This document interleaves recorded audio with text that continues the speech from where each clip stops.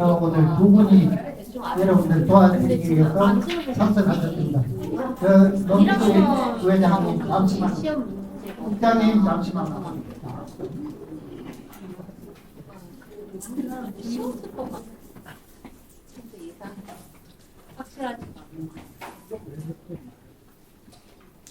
자, 여러분 오늘 여러분들을 위해서 이제 혹시나 궁금증이 있으면은 저를 돕고 여러분들을 도와서 궁금한 점을 조금이라도 풀어드릴 사항에 선배드려요. 노미수 부회장님 소개하겠습니다.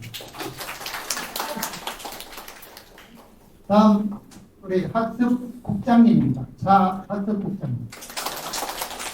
네. 노미수 부회장님은 지난번 실습을 하신 게 그 이전에 과거에 실습을 하셨기 때문에 최근 상황하고는 좀 다르겠지만 그렇지만은 사회복지 현장은 거기서 거기입니다. 그래서 노인 종합복지관 같은 경우에 내가 관심이 있다 하시면은 나중에 휴식 시간이라도 이렇게 여쭤보시면 되고, 그 다음에 자연우 국장님은 저와 같이 장애인 보호자격장에서 실습을 하셨어요. 그래서 장애인 쪽에 관심이 계신 분은 자연우 국장님한테 개인적으로 이렇게 물어보셔도 됩니다. 오늘 그렇게 여러분들을 도와드릴 겁니다. 다시 한번 박수.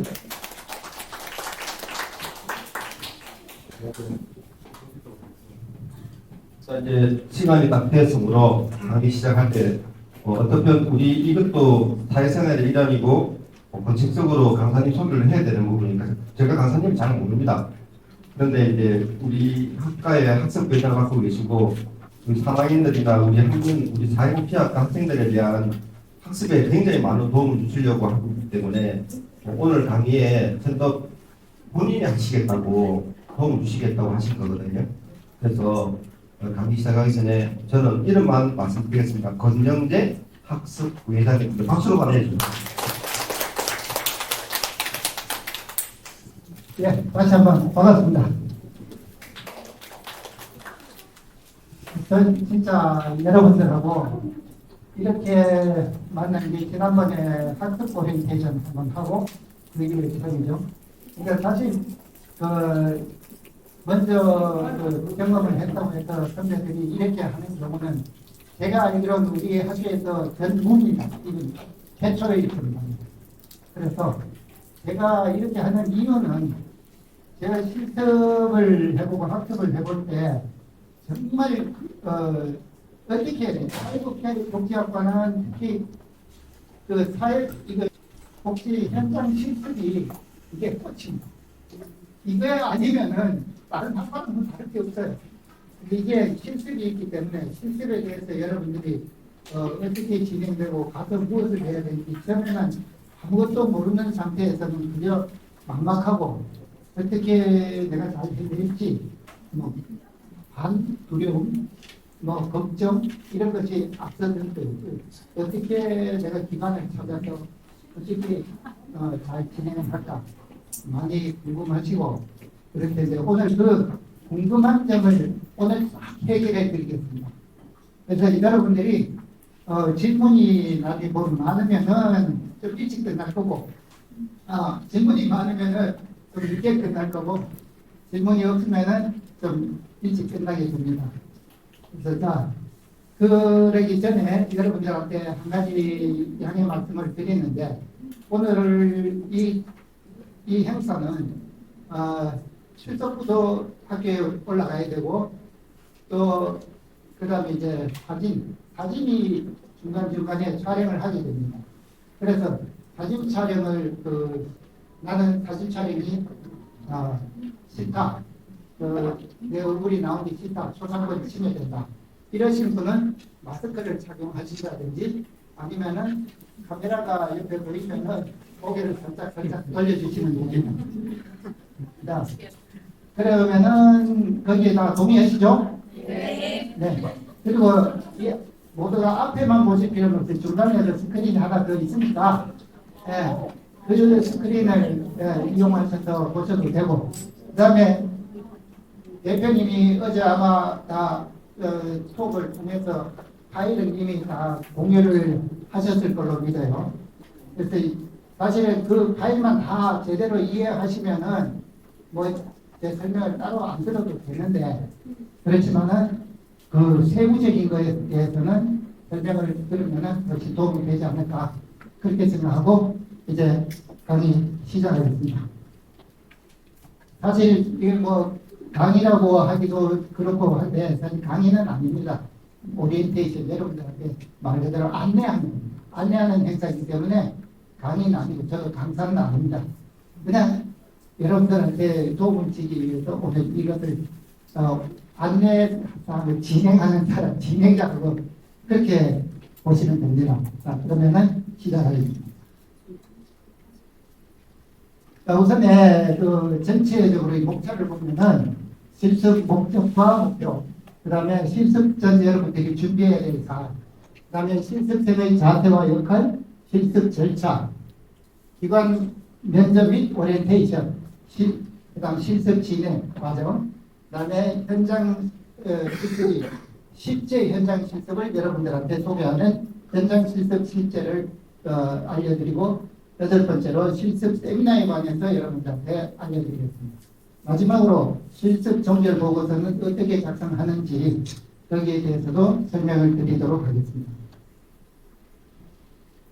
실습 목적은 우리 학교에서 우리가 실제로 이론적으로 배운 기술, 실천 기술들을 현장에 가서 해보면 사실 현장과는 상당한 괴리가 있어요. 이런 차이가 있는데 그런 것들이 정말 우리가 배운 대로 실천을 하고 있는지 아니면 차이는 무엇인지 이것을 전문 현장 실습을 통해서 이제 전문직을 사명감과 실천 능력을 겸비한 사회복지사를 육성하는 게 목적이 있는 겁니다. 다음 목표는 사회복지 현장에 대한 이해와 사회복지 지식과 기술의 적용 및 학습, 다음 학습 과제의 발전과 도전의 기회로 활용한다 하는 것이 목표가 되겠습니다. 실습 전 준비는 가장 먼저 해야 될 일은 내가 어떤 유형의 사회복지 현장에 관심이 있는가.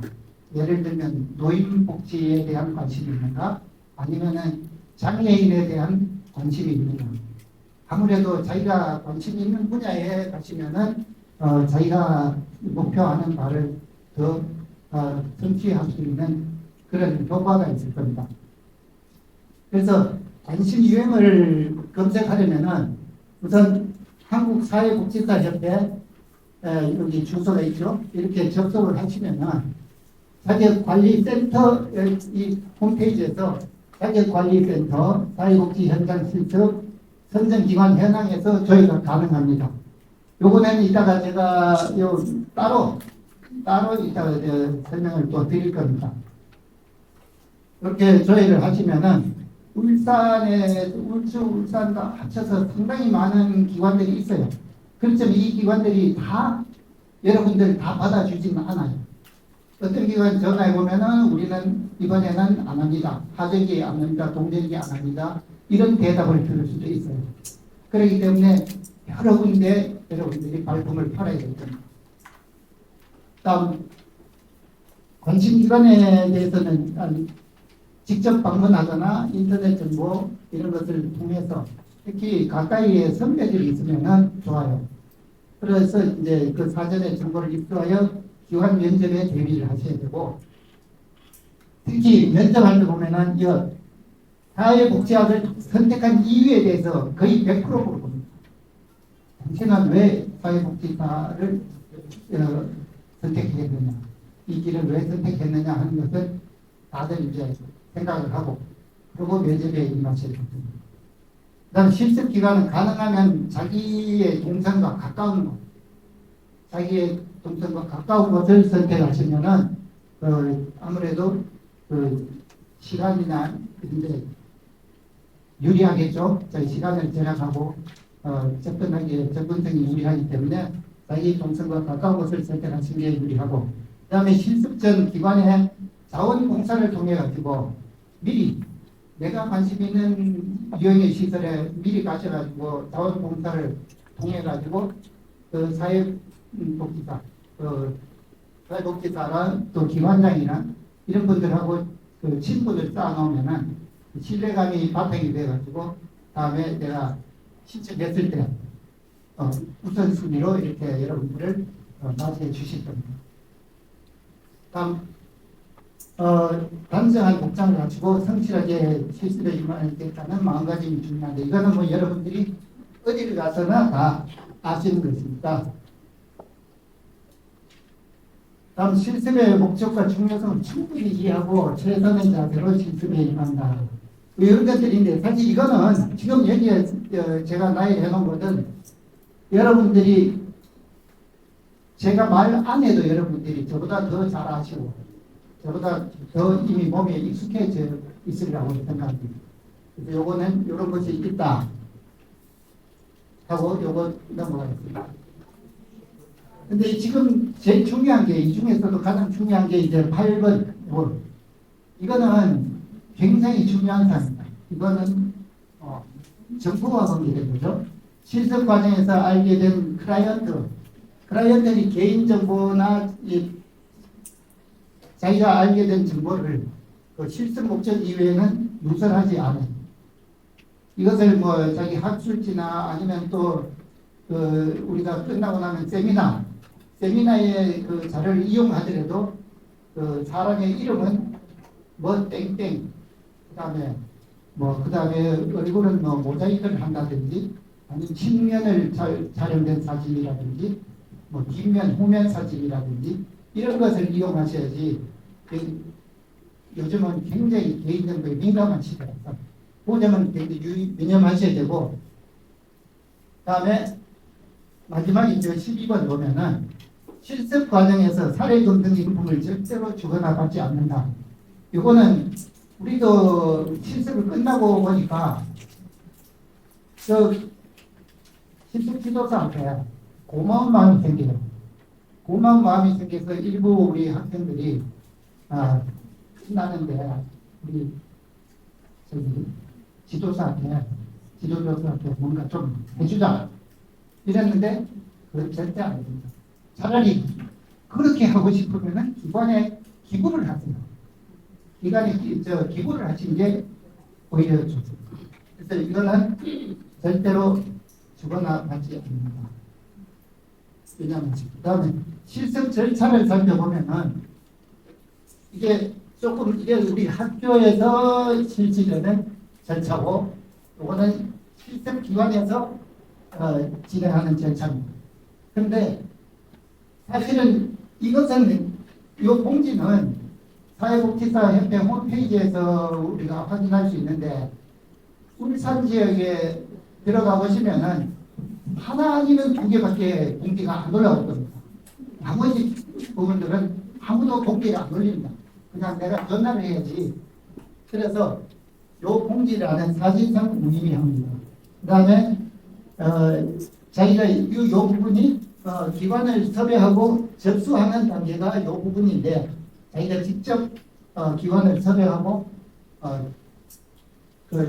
계약을 해야 돼요. 실습 계약을 해야 되는데 요 계약하는 과정하고 요 부분은 이따가 별도로 또 우리 학교에서 줌으로 수업해 주는 게 있어요. 오리엔테이션이 또 있습니다. 있기 때문에 그때 또 보셔도 되고, 사전에 제가 잠시 후에 또 끝나고 나면은 이어서 설명을 해드릴 거예요. 그래서 이 부분은 이렇게 진행이 된다. 실습생 여기서 면접하고 실습생 확정한 다음에 수락서 발송은 이게 학교와 연계가 되어 있어요. 학교에도 우리가 서류를 같이 내기 때문에 연계가 돼가지고 이렇게 진행이 된다는 것만 일단 아시고 다시 자세한 설명을 또 해드리도록 하고요. 이것이 이제 학교에서 이제 진행하는 절차인데, 오리엔테이션 하는 절차인데, 온라인 행아웃이라는 말은 행아웃이 뭔가 아시는 분도 있지만은 모르시는 분도 계실 거예요. 행아웃을 그냥 편안하게 노는 것처럼 이렇게 하는 교육이다. 그렇게 이해하시면 됩니다. 그래서 실습 학교에서 오리엔테이션을 할 때 이게 10월 중순 되면은 여러분들한테 이제 안내가 갑니다. 10월 중순. 그러면은 10월 중순 이전이거든요. 10월 중순 되면은 나오는데 처음에 1단계 실습 참여 신청이 있고 2단계가 있어요. 1단계는 내가 학교에 내가 이번에 실습을 하겠습니다 하는 신청이고 2단계는 내가 기관을 선정했으니 이 기관에서 실습을 받겠습니다. 그런 그 신청입니다. 근데 여기서 1단계에서 내가 신청할 때는 내가 최소 우리가 교과목이 12과목 12과목을 이수했거나 이수 중이어야 돼요. 그래서 우리가 여러분들한테 이제 학교에서 1학기에 6과목 해라. 한 과목 신청해라. 다 들으셨죠? 그래서 한 과목 다 하셨죠? 그렇기 때문에 여러분들 자기 2학기 때 6과목도 할 거니까. 그러면은 6과목은 이수, 6과목은 이수 중. 이렇게 해서 12과목이 돼서 4학년 1학기 실습 과정에 이제 추가 신청이 가능합니다. 그렇지 않으면은 우리 학교에서는 자기 안 되기 때문에. 그래서 한 과목 더 하라 했던 그 이유를 이제 아시겠죠? 네. 자, 그런 다음에 이제 여기에 2단계까지 끝나면은 실제로 그 기관에 가셔가지고 실습 오리엔테이션을 하게 됩니다. 하게 되고 현장 실습을 하고 나면은 이제 그 사회복지 현장 실습을 교과목이 4학년 1학기 때 5과목 다 하시고 나머지 한 과목은 이걸로 반드시 또 하셔야 돼요. 이거는 시험이 없어요. 중간고사도 없고 중간과제도 없고 시험도 없어요. 그러나 우리가 하고 있는 지금 실습을 평가하는 걸로 되어 있거든요. 그리고 실습 종결서류를 제출하고 실습 확인서를 작성하면은 실습은 다 끝나는 거예요. 실습 기관 오리엔테이션에 대해서는 현장에 가시면은 기관에 가시면은 실제로 그 기관에서 면접을 받고 슈퍼바이저도 지정을 받고 그렇게 해서 슈퍼바이저의 신뢰를 쌓고 이제 실제로 실습을 하시게 되는데 제일 중요한 거는 우리의 자세와 주의사항, 기관 속의 실습 계약 이런 것들 쭉 하면은 첫날에 한 오전 한 4시간에 걸쳐서 이제 오리엔테이션을 합니다. 그렇게 하고 그다음에 슈퍼바이저를 지정을 해주는데 슈퍼바이저 한 명당 5명까지 지정을 할 수 있는데 이렇게까지 많이 하는 기관은 없습니다. 보통은 3명, 4명, 많아야 4명. 왜 그러냐면은 슈퍼바이저도 이제 어렵거든. 자기 일 해가면서 여러분들도 지도하고 해야 되기 때문에 굉장히 어렵단 말이에요. 그래서 보통 3분 내지 4분 이렇게 받을 겁니다. 그리고 슈퍼바이저가 기관이 이제 2명 이상 있어야 실습이 돼요. 어느 기관이든 2명 이상 보유해야 이 실습 기관 신청을 할 수 있고 등록이 가능합니다. 그리고 실습 기간에는 지도 교수는 기관의 슈퍼바이저를 방문해가지고 실습 등에 원활하게 실습하고 있는지 확인을 해요. 실습 교수님이 아마 여러분들은 이제 반이 달라져요. 실습할 때는 이 지역에 있는 조 교수님들이 계세요. 그래서 그 교수님들이 여러분들을 반에 달라가지고 한 반에 한 40명 정도 나눠가지고 A반, B반 이렇게 될 겁니다.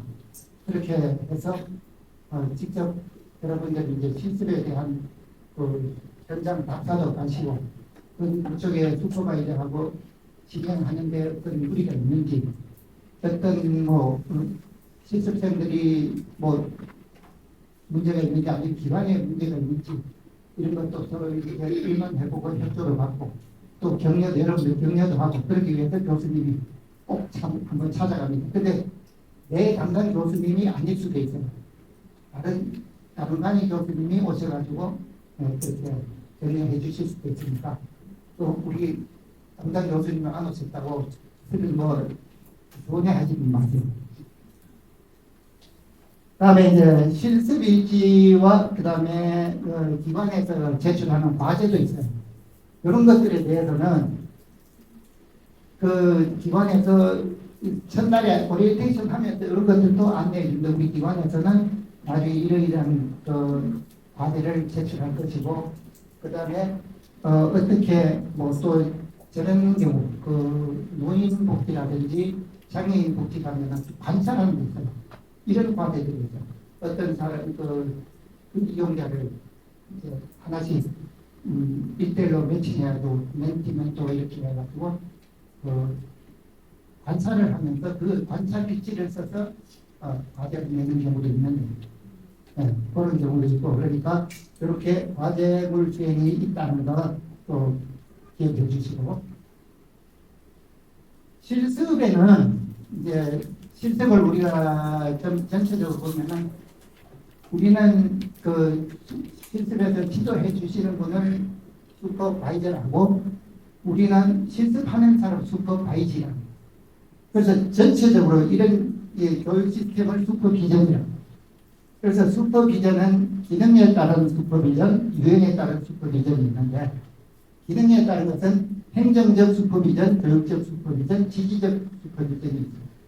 이렇게 있고 그 다음에 유형에 따라서는 개인별 슈퍼비전이 있고 집단 슈퍼비전인데 개인별 슈퍼비전은 그 슈퍼바이저가 여러분들 한 사람 한 사람에 대해서 그 개성에 맞게 슈퍼바이저 해주시는 것이고 그 다음에 집단 슈퍼바이저 그룹으로 이렇게 모아놓고 하는 그 지도 방식입니다.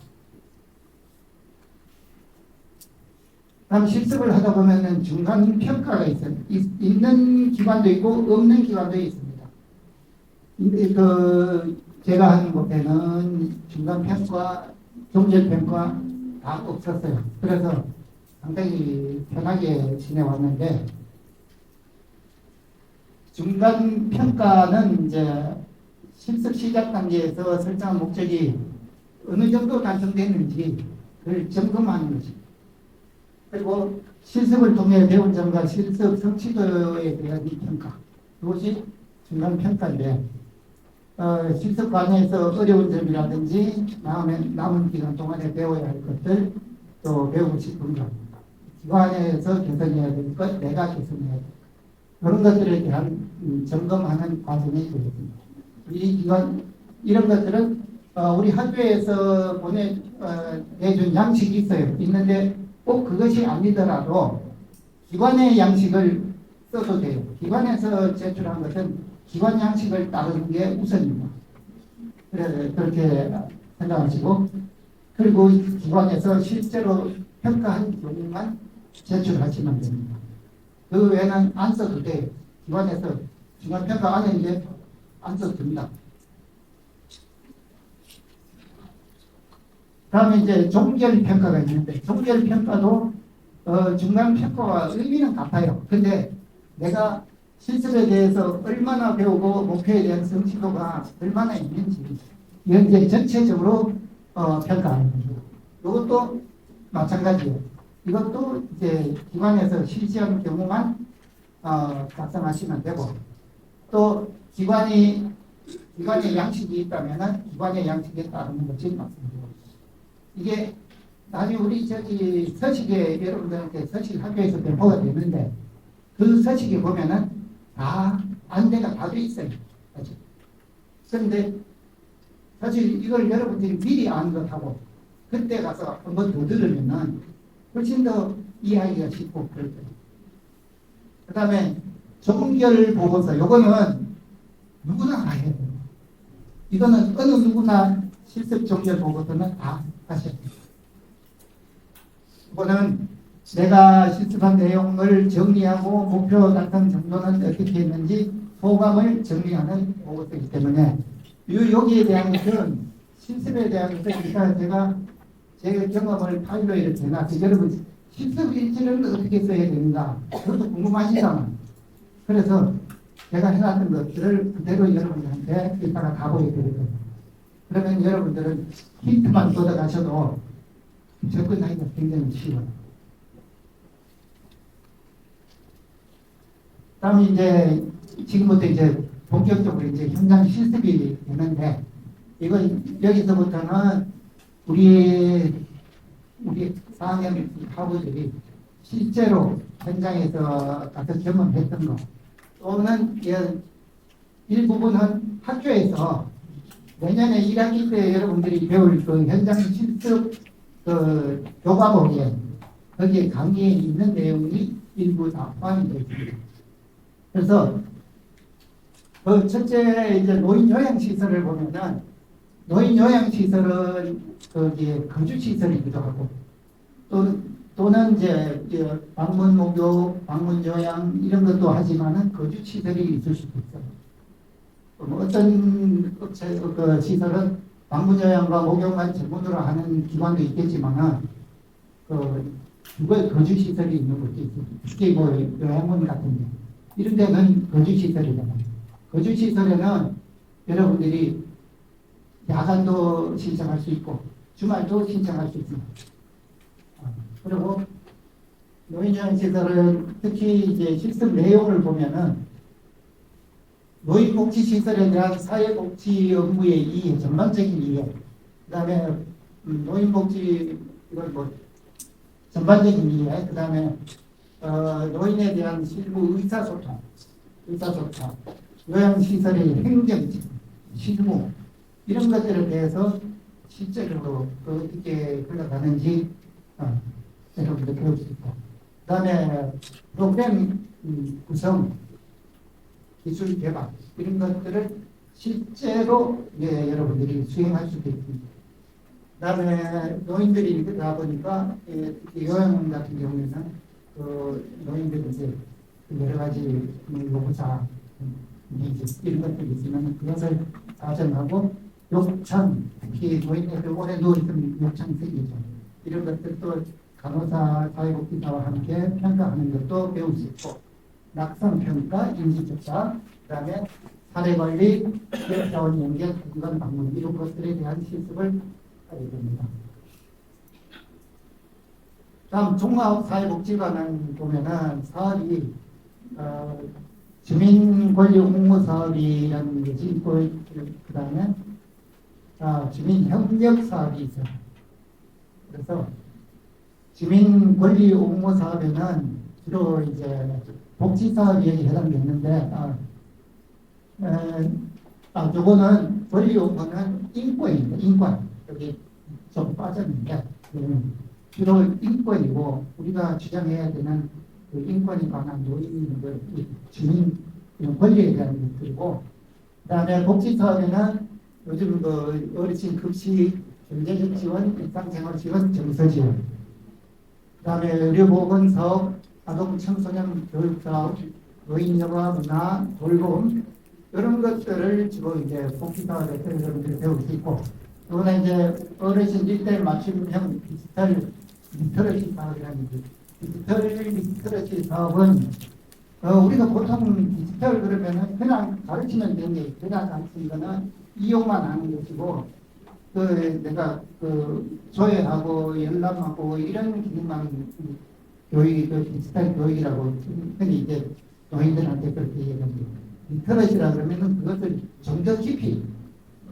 들어가서 내가 운영하고 계획하고 활용하고 만들어내고 내용 컨텐츠까지 만들어내고 하는 여기까지 다 포함되는 게 리터러시입니다. 다음 청소년이 행복한 학교 아이 지원 1인 가구 지원 사업 이렇게 해서 종합사회복지관은 그야말로 우리 사회에서 일어나는 모든 복지에 대한 종합적인 것을 배울 수 있는 곳이기 때문에 가장 여러분들이 가시면은 가장 많이 배우는 곳이 종합사회복지관. 다음 두 번째로 이제 우리가 많이 학습을 배울 수 있는 곳이 그 다음에 노인종합복지관입니다. 그래서 종합사회복지관에서 주민협력사업에는 이제 나눔 동네 지역의 그 마을 학교, 자원봉사, 후원사업, 홍보사업, 그 다음에 문화를 매개하는 주민 동아리, 복지관 공간 개발을 마쳐서 주민들이 운영할 수 있도록 하고 이용할 수 있도록 하고, 특히 독서를 주제로 하는 모임이라든지 사회복지사 양성교육에 큰 보탬이 되고 있다. 종합사회복지관에서는 가시면은 정말 사회복지사들한테 실제로 많은 도움을 드리기 위해서 과제가 참 많아요.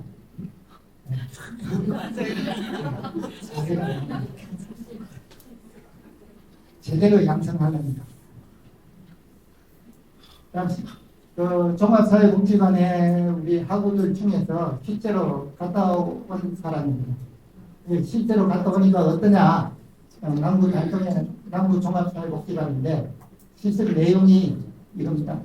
프로포절 작성 발표 채점. 자기가 프로포절 여러분 다 해보셨죠? 프로그램 개발과 평가. 거기서 다 프로포절 과제 이번에 했잖아. 네. 그거야 또. 그게 프로포절이니까 다른 게 아니에요. 그것이 프로포절이니까 어떤 뭐 기획안이나 뭐 계획서 이런 걸 하나 주제를 하나 던져주고 여기에 대해서 작성하시오. 그래서 발표하고 이런 과제들이 종합사회복지관에서는 있습니다. 그 다음에 종합사회복지관이다 보니까 공문서 쓸 일들이 많아요. 공문서 작성 방법, 그 다음에 각종 후원 물품, 그 후원 물품이 들어오면은 이걸 또 일일이 어르신들 가정에 배달도 해야 되나. 이런 것들에 참여하시고, 그 다음에 어르신 정서 지원을 하는데, 정서 지원은 어른들, 특히 독거노인들 같은 경우는 혼자 사시니까 굉장히 고독하고 외롭고 그렇잖아요. 그래서 말벗이게 준다든지 이렇게 다니면서 방문하면서 이런 것도 여러분들이 경험하실 수 있고, 여기는 특히 과정을 줄 때가 많다. 그렇게 생각하시고, 내가 정말 제대로 배우고 싶다. 그다음에 노인종합사회복지관인데 여기는 실습 내용이 노인종합복지관 및 사회복지연구회인데 이건 뭐다 똑같아요. 그러나 다 똑같고 사회복지 행정교육 그리고 부서별 겸장수 있습니다. 종합사회복지관은 부서들이 많아요. 부서들이 많아가지고 그 부서별을 우리 실습생들이 가면은 한꺼번에 다 한 부서에서 배우는 것이 아니고 이 부서 저 부서 이제 서로 돌아갑니다. 그렇게 하면서 실습을 하게 됩니다. 그리고 집단 프로그램 계획을 하게 되고 중간 평가도 꼭 있습니다. 그 다음에 프로그램 실행, 기관 분석 보고서 작성. 기관 분석 보고서 작성은 이렇게 얘기하면은 좀 이게 뭐지? 기관 분석을 왜 하지? 이런 생각도 하시고, 기관 분석은 내가 실제로 실습하고 있는 기관에 대해서 유래, 그다음에 기관의 설립 동기, 목적, 그다음에 운영 상황 이런 데 대한 자세한 것들을 살펴보는 거지. 그렇게 해서 그것을 작성해서 보고서 형태로 만들어내는 것이 기관 분석 보고서고, 여기도 프로포절 발표 종합 평가가 있습니다. 그 다음에 장애인 주간보호센터, 여기는 야간 실습이 가능한 곳이에요. 주말은 있을 수도 있고 없을 수도 있어요. 여기는 주간보호는 이제 주로 낮으로 장애인들이 이제 낮으로 잠시 낮 시간에 이용하는 건데, 이제 야간이라 하면은 여러분들이 6시부터 10시까지 6시부터 10시까지인데 그때를 이용해서 그 직업을 가지고 계신 분들은 이용을 하실 수 있고 그렇습니다. 그 다음에 이제 주간보호 사업에는 보면은 사례관리, 이용인 및 상담, 재활계획 수립, 사례회의, 과정평가 이런 것들이 있고, 가족 지원 사업에는 가족 초청 사업, 운동회, 가족 캠프, 또 부모 지원 사업에는 부모 역량 지원, 부모 간담회, 부모 휴식 지원 이런 것들도 있고, 그다음에 일상생활 지원에서 일상생활 개인 활동, 멘트 순환 활동, 감각 작용 활동 이런 것들이 이제 장애인들의 이제 한테는 상당히 필요한 프로그램들이죠. 주간 보호 사업에 또 다른 사업을 보면은 교육 지원 사업이 있고 정서 지원 사업, 건강 관리 지원 사업, 실제 활동 지원 사업 이런 것들이 있습니다. 그다음에 실제 실습 사례는 한마음 주간 보호센터를 가져오신 학우가 있는데 실습 활동에서 보면 발달 장애인의 일상생활 지원을 하게 되고 사회 적응 훈련, 산책, 영화 관람, 다양한 시설 견학 대상자가 매일 바뀐다는 것은 장점일 수도 있고 단점일 수도 있다 이렇게 말씀하시더라고요. 근데 이분들이 여기서 가장 중앙보호센터에서 가장 큰 핵심은 산책. 이 사람들은 하루 종일 안에 있으면은 바깥에 힘들어요. 그래서 하루에 한 번씩 산책합니다. 특히 여기는 이제 여천천을 끼고 있어요. 이 기관은 여천천을 끼고 있어서 여천천에 하루에 한 번씩 산책을 하는데 더구나 이 장애인들은 갑자기 어떤 행동을 할지 몰라요. 그래서 신경을 많이 써야 되고 눈을 떼면 안 되죠. 그런 것에 좀 주의하셔야 되고 그다음에 이제 이분들하고 같이 연말을 관람한다든지 시설 변화도 하는 이런 프로그램들도 있고 그래서 같이 몇 사람씩 이렇게 1대1 멘토를 할 수도 있고 두세 사람을 연결할 수도 있어요. 그러니까 이런 장애인 주간보호센터는 이런 방법으로 시설을 한다고 생각하시면 됩니다. 다음에 장애인 거주시설인데 장애인 거주시설은 주말 또는 야간도 시설이 가능해요. 사실 우리는 주말에 실습한 데가 어딘지 야간에 실습한 데가 어딘지 전혀 아무도 모르고 갔어요. 근데 이제 여러분들은 이제 유행의 시설 유행에 따라서 야간이 가능하고 주말이 가능한 이런 시설을 알게 됐다는 것만 해도 상당한 정보를 지금 획득하시는 거거든요. 그래서 거주시설 종류에는 장애 유형별 거주시설이 있고 지체장애, 시각장애, 청각장애, 지적장애, 자폐성장애 이 등이 있습니다. 그 다음에 중증장애인 거주시설이 있고 장애인 유아 거주시설도 있고 장애인 단기 거주시설도 있습니다. 그리고 최근에는 이제 장애인 공동생활단위 그룹홈이라고 많이 들어보셨죠?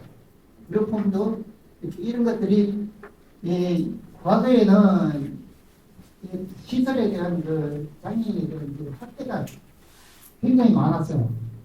그래서 이것이 이제 2011년부터인가 지금 장애인 복지법이 개정되면서 이제부터 30인 이상은 시설을 못 만들어요. 30인 미만. 그렇게 해서 지금은 여기에 나오지만은 실제 갔다 오신 분의 해우리 거주시설인데 이거 잠시 소개해드리자면은 이 해우리 거주시설이 이제 설립 동기가 보면은 2006년도에 발달장애인 부모들이 자신들이 늙고 병들고 했을 때 이 자신의 자녀들이 편안하게 쉴 수 있고 또 같이 협동하고 배려하면서 살 수 있도록 할 수 있는 공간을 마련하기 위해서 스스로 부모 모임을 만들었어요. 부모 모임을 만들어가지고 자립하면서 생활하게 하도록 만들었는데 서비스 내용은 이제 일상생활 훈련, 기초능력 향상, 사회성 향상, 자립활동 등 다양한 서비스를 제공하고 있습니다. 주요 프로그램이라는 것은 요 사실 그대로 실습 내용입니다. 이런 기초생활 건강기업 사업에서는 생활 지도를 하게 되고 비만관리, 건강검진, 언어치료, 운동치료, 영양식단 제공 이렇게 하게 되고 하고 있고 개인별 지원 사업은 인권. 요즘은 장애인이나 노인이나 어디 가나 인권이 첫 번째 인권 교육.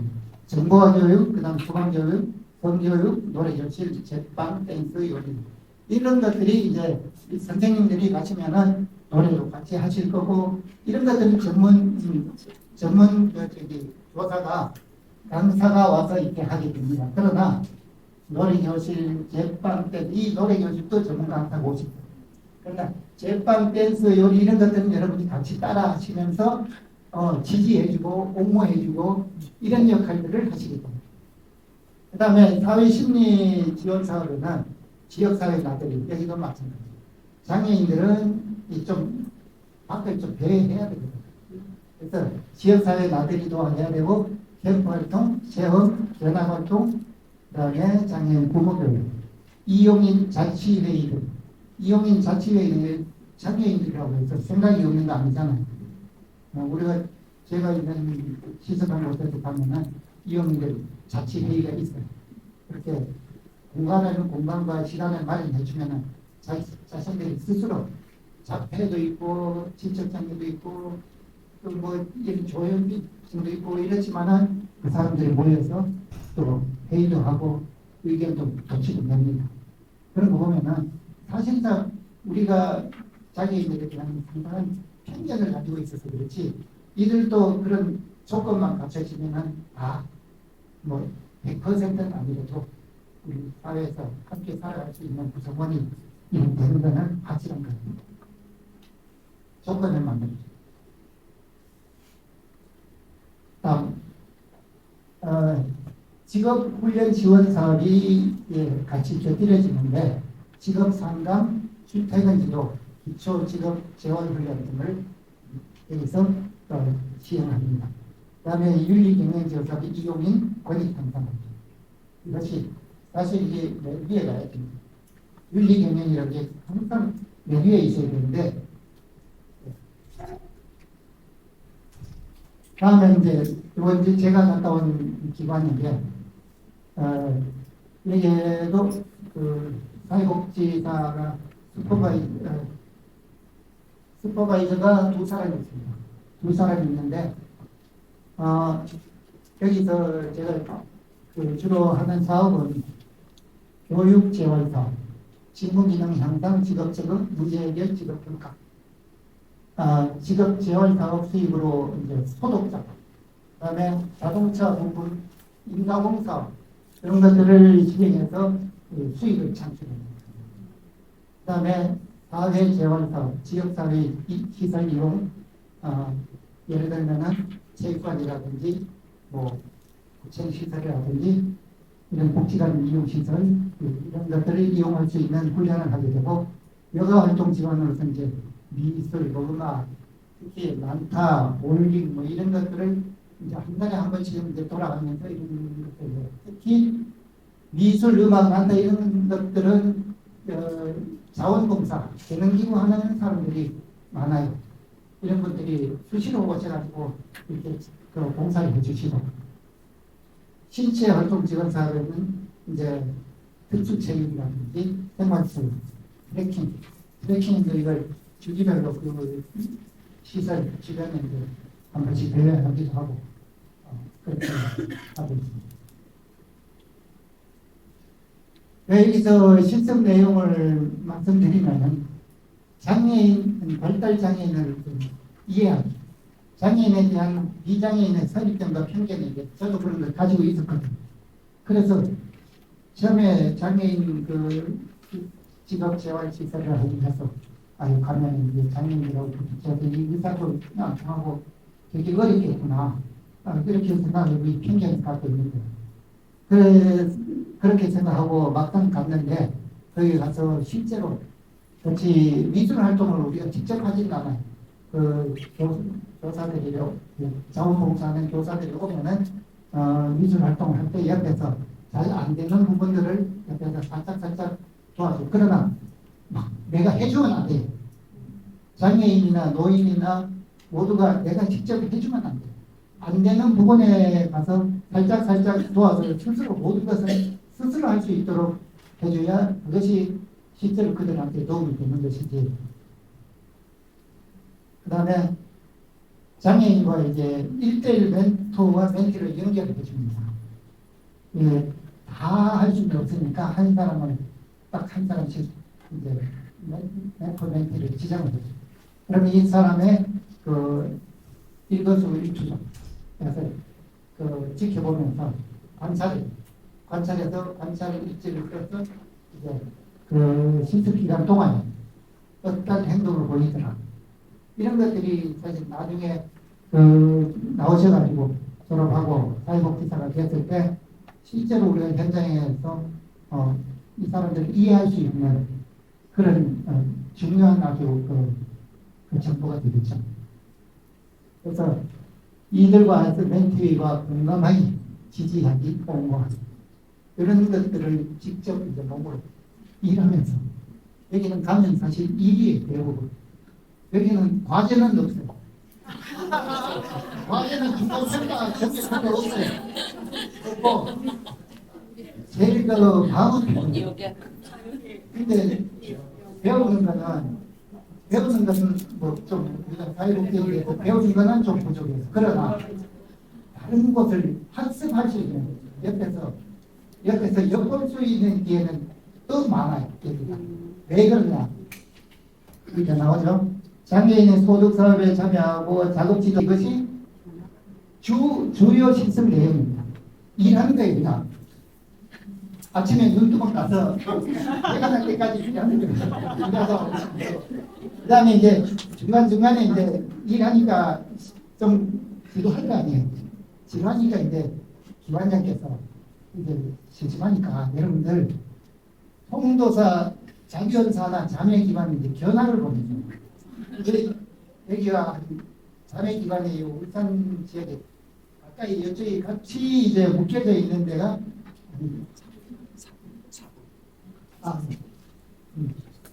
일곱 곳이 있어요. 7곳이 있는데 거기를 다니면서 이제 저걸 시켜줘. 견학을 시켜줘. 그러면 이 견학을 하면서 많은 것들을 내가 이곳은 이런 시설이구나. 저런 시설이구나. 여기서 어떤 일들을 하는구나 하는 것을 배울 수 있어요. 그 다음에 이제 지역아동센터라는 곳이 있는데 이거는 옛날에는 돌봄센터였어요. 과거에는 돌봄센터인데 지금은 이제 지역아동센터라는 이름으로 다 바뀌어가지고 방과 후 돌봄이 필요한 만 18세 이하 지역사회아동 건전한 육성을 위해서 보호, 교육, 놀이와 오락을 제공하여 보호자와 지역사회에 연계되는 종합적인 복지 서비스를 제공하는 아동복지시설입니다. 여기서는 이제 주로 프로그램이 아동보호, 문화, 정서지원, 뭐 지역사회 연계 프로그램인데 사실은 여기 가면 애들하고 놀아주면 돼요. 다른 거 없어요. 애들하고 같이 놀아주고 율동이 있으면 율동하고 노는 거 좋아하시는 분이 이리 가십니다. 놀기 좋아하시는 분은 이리 갔습니다. 그 다음에 여기에 이제 지역아동센터를 이용하실 수 있는 분들이 이제 교육 사상의 지층, 한부모 가정, 조선 가정, 다문화 가정, 맞벌이 이제 돌봄이 필요한 가정이 되겠습니다. 지역아동센터의 이제 실제 실습 사례인데 꿈마을 지역아동센터라고 다녀오신 분이 있습니다. 이분은 가서 아까도 말씀드렸죠. 관찰, 놀이나 학습지도 숙제해 준대요. 이제 학생들이 저 학교 갔다 오면은 숙제가 많아서 어려워하면은 숙제도 대신 해줘요. 대신 해주면 안 되는데 이제 가르쳐줘요. 네, 가르쳐줘요. 이제 이 수학 문제 있으면 수학 문제 같이 풀어주고 이렇게 하고 그다음에 이 센터의 업무를 보조하고 교육 참관이라든지 견학 인솔하고 이제 학대의 인권들 어디나 그다음 여기도 과제물로는 프로포절 작성 발표가 있습니다. 이렇게 이루어지고 여기도 중간 과제 있을 수 있어요. 네, 한 2분 남았는데 노인지원센터입니다. 제가 노인지원센터는 기관에서 집에 있는 노인들한테 지원하는 거예요. 그런 시설인데 여기서는 실습 내용이 전부 찾아가는 주로 찾아가는 건데 여기도 실습 내용이 마찬가지. 윤리 강령, 재무 회계 교육, 시설 불관리, 사료회의 참가. 지역 내 일생생활이 어려운 어르신들 안부 확인하고 그다음에 안부 확인해보고 이제 병원에 이송이 필요하신 분 교통이 불편해서 못 가시는데 병원을 이용해야 된다. 이럴 때 병원 이송도 지원해야 되고 그다음에 후원 물품을 수령해서 배분하는. 근데 가장 많이 하는 일이 이거예요. 후원 물품 수령 및 배분에 여러분들이 이 기관에 가시면은 해야 될 일들 가운데 가장 많이 하시는 일이고요. 그다음에 이제 프로포절 작성, 발표, 노인복지 현황조사. 노인복지 현황조사는 이런 것들이 과제로 나오거든요. 나오면 이거는 자기가 사는 지역에 실제로 이 노인복지 현황이 어떤지 이거를 인터넷을 통하든지 지자체의 그 자료를 통하든지 해서 만들어내야 됩니다. 그래서 제가 노인지원센터도 사실은 이게 과제가 만만치 않다. 그렇게 생각하시고 준비하시면 되겠습니다. 실제 실습 사례를 보면은 이건 다른 것이죠. 노인보호전문기관 이것도 총도사 자비원 거기 소속인데 여기는 말 그대로 노인 전문 보호기관인데 이곳은 노인이 학대를 당했을 때 그랬을 때 그 가서 조사를 하고 이때 조사할 때는 혼자 가는 것이 아닙니다. 경찰과 같이 가야 돼요. 같이 가서 정말로 어떤 피해를 입었는지 조사를 하고 이 사람들은 분리해서 일시적 격리를 해서 이제 쉼터를 제공해주는 역할을 하는데 여기서는 주요 이제 내용을 보면 노인 학대 발생 시 출동 서비스, 그다음 쉼터 운영, 그다음에 예방 교육, 상담, 홍보 이렇게 하면서 쉼터에서는 의식주 제공, 정신적 치료도 지원하게 되고 지역사회에 대한 협력을 이렇게 찾게 됩니다. 이용 대상은 65세 이상 학대 피해 노인이 4개월간 이용할 수 있는데요. 실습 내용은 여기서 주로 노인에 대한 신체적 학대, 정서적 학대, 성적 학대, 경제적 학대, 방임, 유기 등에 대한 학습과 대처 요령을 배우게 됩니다. 가장 여기는 실습을 가시면은 사실 현장에 출동하는 거는 여러분들이 거의 못 하십니다. 못 하시고 여기는 제가 여기 견학을 가봤는데 그 강의실에 이거 한 밤만 해요. 강의실에 모여가지고 과제를 개인 노트북 하나씩 가지고 이제 과제하고 있어요. 그 다음에 거기서 이제 사회복지사가 슈퍼바이저가 여러분들한테 이제 가르쳐 주면은 그것을 받아 적고 이제 과제 내주고 과제하고 이런 일들이 많아요. 그러니까 어떻게 보면은 이 기관은 좀 지루해요. 그러니까 여러분들이 그래도 나는 이 노인보호 학대에 대해서 좀 관심이 있다 하시는 분은 이런 데 가시면 돼요. 그리고 여기는 사회복지사가 좀 더 인원이 더 있는 것 같아요. 그래서 좀 더 두 사람, 세 사람인가 되는데 거기에 그때 갔을 때 11명인가 하고 있더라고요. 한 세 사람 되는 것 같아요. 그래서 그래도 정말 내가 노인 학대에 대해서 관심 있다 하시는 분은 여기 가시면은 배울 게 있습니다. 다음 이제 기타 이제 좀 작은 기관이죠. 이런 것들은 이제 소규모 희망 노인교실하고 남부 수학로인데 이쪽에는 이제 주로 60세 이상 복지관하고 같아요. 같은데 이제 여기는 주로 이제 소규모 이제 교육기관이라고 보시면 돼요.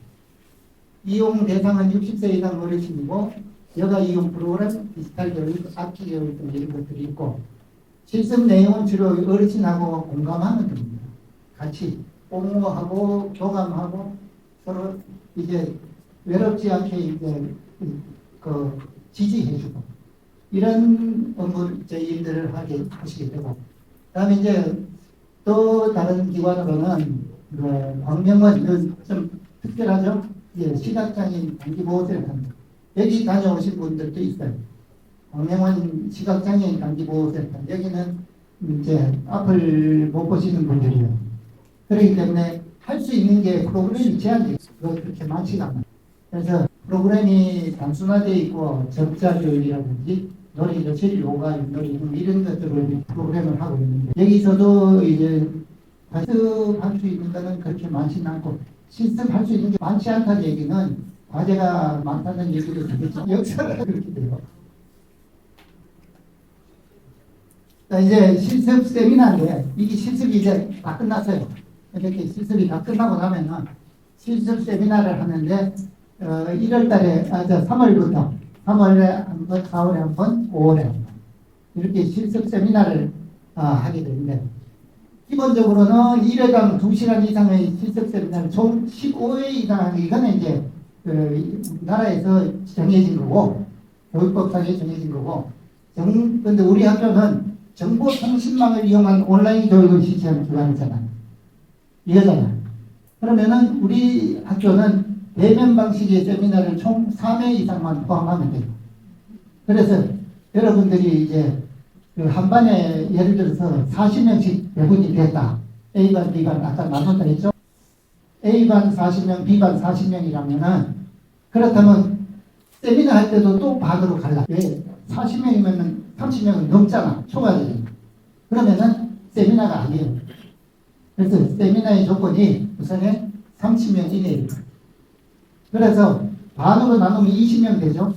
20명이면은 2시간씩 3회 합니다.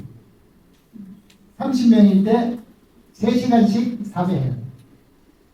근데 10명 하면은 2시간씩 3회 합니다. 그래서 우리도 그 교수님이 힘들죠. 교수님이 10명 해가 한꺼번에 3시간만 하고 가면 됐는데, 교수님은 2시간, 4시간을 하고 그렇게 돼 있고, 세미나 내용은 각 기관별 실습 내용을 여러분들 PPT를 작성합니다. 내가 거기 갔다 오니까 이렇더라. 그래서 거기에 대해서는 실습 내용을 PPT를 작성해서 한 기관에, 예를 들어서 한 기관에 3명이 가셨다. 3명이 가셨는데, 근데 3명이 다 발표할 필요는 없어요.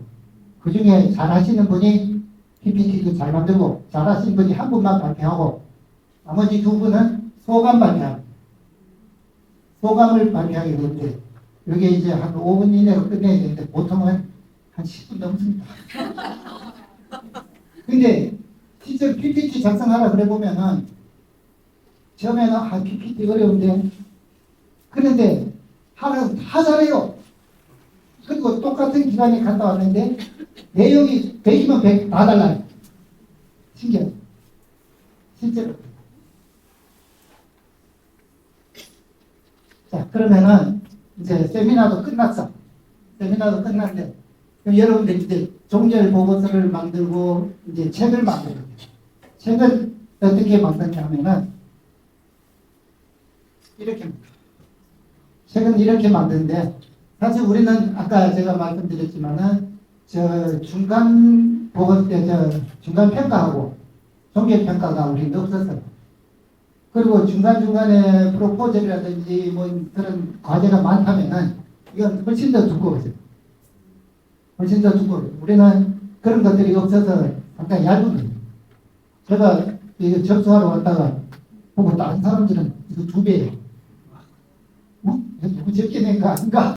그런데도 이게 안 했기 때문에, 안 한 건 안 한 게 맞기 때문에. 그래서 점수는 잘 받았습니다.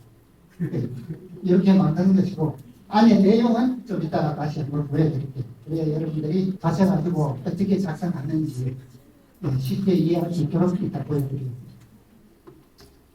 그리고 네, 제본 목록 순서는, 이거는 나중에 그 세미나 때 교수님이 다 가르쳐 줘요. 이 순서를 해라. 첫째, 개인정보 수집 및 이용 종이서. 그 다음에 실습 신청서, 실습생 프로파일, 출근부, 그다음에 교과목 진도 100% 켰죠. 이거는 우리가 그 내년에도 실습 그 교과목 있어. 실습 교과목을 내가 100%다 들었다 하는 것을 그 화면이 있어요. 그 화면을 캡처해가지고 여기 붙여야 돼요. 그 다음에 실습 기간, 실습 일정. 실습 기간에 여러분들 오리엔테이션 가시면은, 우리 기관에서는 실습 일정을 이렇게 하겠습니다 하고, 여러분들한테 실습을 이렇게 진행하겠습니다 하고 주는 일정표가 있어요. 그 일정표를 갖다가 넣는 거고, 그 일정표랑 실제 실습이랑은 달라질 수도 있어요. 그러나 처음에 주는 실습 일정 그대로 제출하시면 돼요. 아니면은 실제로 한 대로 적어도 돼. 그거는 상관없어요. 그렇게 하고 그 다음에 이제 실습 기간 분석 보고서 들어가야 되고 실습 일지, 그 다음에 중간 평가서 아까 말씀드렸죠. 위원회에서 실시한 경우만 작성, 그 다음에 현장 실습 평가서를 종결 평가서라고 하기도 하는데 뭐 기관에서 실시한 경우만 작성하시면 되고 실습 종결 보고서는 100% 누구든 다 해야 되고 그 다음에 사회복지 현장 실습 학교 과제물 표지가 있어요. 이것도 양식이 있어요. 나중에 양식이 있는데 거기서 보시고 그 다음에 이제 마지막으로 들어가는 게 여러분들이 이제 실습하고 난 다음에 PPT 세미나에서 그 제시했던 그 PPT 이것을 첨부하면은 이것이 완성이 됩니다. 재본 방식은 여러 가지 있어요. 우리 스프링 방식도 있고 뭐 양상본도 있고 있는데 이런 것을 무선 재본이라 하기도 하고 본드 재본이라고 하기도 합니다. 그래서 이렇게 하시는데 이 재본 업체는 그 자기 주변에 자기가 살고 있는 주변에 인쇄소 가시면은 이 재본 가능한 인쇄소가 있고 안 하는 인쇄소가 있어요. 이 재본 가능한 데 가시면 되고 그 다음에 특히 이런 거는 이제 구청이나 아니면은 대학교 근처에 주로 있습니다. 그리고 요거는 재본 특성상 이게 본드 재본이기 때문에 내 기계를 가야 돼요. 그래서 제가 가보니까 한참 기다렸어요. 처음엔 모르고 갔습니다. 여러분들은 이제 전화하고 내가 언제 갈 건가 그러면은 그 히팅 시켜 놓겠죠. 그러고 가시면은 기다릴 필요 없다. 그 다음에 이제 여러 사람이 모아서 재본하면은 단가가 조금 내려갈 수 있어요. 그래서 그런 이점이 있다. 그리고 또 그냥 깨알 같은 정보라고 생각하시고 알아주시고. 자, 이제 이렇게 해서 한번 강의는 끝났어요. 끝났는데 이 가운데서 여러분들이 궁금한 거 있으면 질문 좀 해주세요. 예.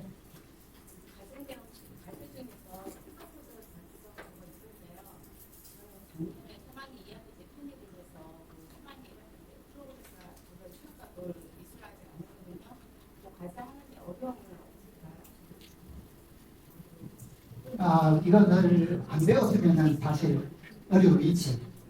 프로포즈라는 게 안 배웠으면 어려움이 있는데 어떤 기관에 따라가지고 하시면 프로포즈를 나는 안 배웠습니다 하고 그 미리 얘기를 하시면은 이거는 내가 이러이러한 입장이라서 못 배웠습니다 하면은 가르쳐 줄 수도 있고 그 다음에 개인적으로 배우고 싶으신 분은 정말 배우고 싶으신 분은 언제 한번 또 제가 병원에서 한번 가르쳐 드릴 수도 있어요. 미리 월요일부터 미리 프로포절 샘플 좀 주세요 하고 이리로 이 전화번호로 남기세요. 내가 샘플을 하나 드릴게요. 예. 그 실습 비용이 발생되는 것 같은데 그 비용의 성격에 대해서 설명 좀 해주시면. 예. 실습 비용은 이거는 어느 학교나 어느 곳이나 실습은 실습 비용이 발생합니다. 근데 이 실습 비용은 그 기관에 일단은 그 기관에 다 채워가지고 내가 내는 수업료라고 생각해요. 예, 수업료라고 생각해요. 그래야만이 왜 그냥 그 사람들도 그 업무를 일부분을 할애해가지고 여러분들한테 가르쳐야 되는 거죠. 그런데 지금 그 부장님처럼 장애인 보호자로서 일을 하시게 되면 오히려 그 회사에 일을 협회인데도 하는데 일당을 받아오지는 못하는 하시내고 한다는 거는 정말 보통 시민으로 봤을 때는 좀 놀라운 네, 내가 돈 내고 이 배우 돈 내고 이 배우를 하는데 그냥 이해가 좀 안 된다는 거예요. 예, 이해가 안 되시면서 그냥 뭐 간단하게 생각하세요. 내가 여기서 그 내가 공부하는 간다. 실수가 자체가 학생이 때문에 내가 공부하러 간다. 수업료 내고 공부하러 간다. 이렇게 생각하셔야 마음이 편하세요.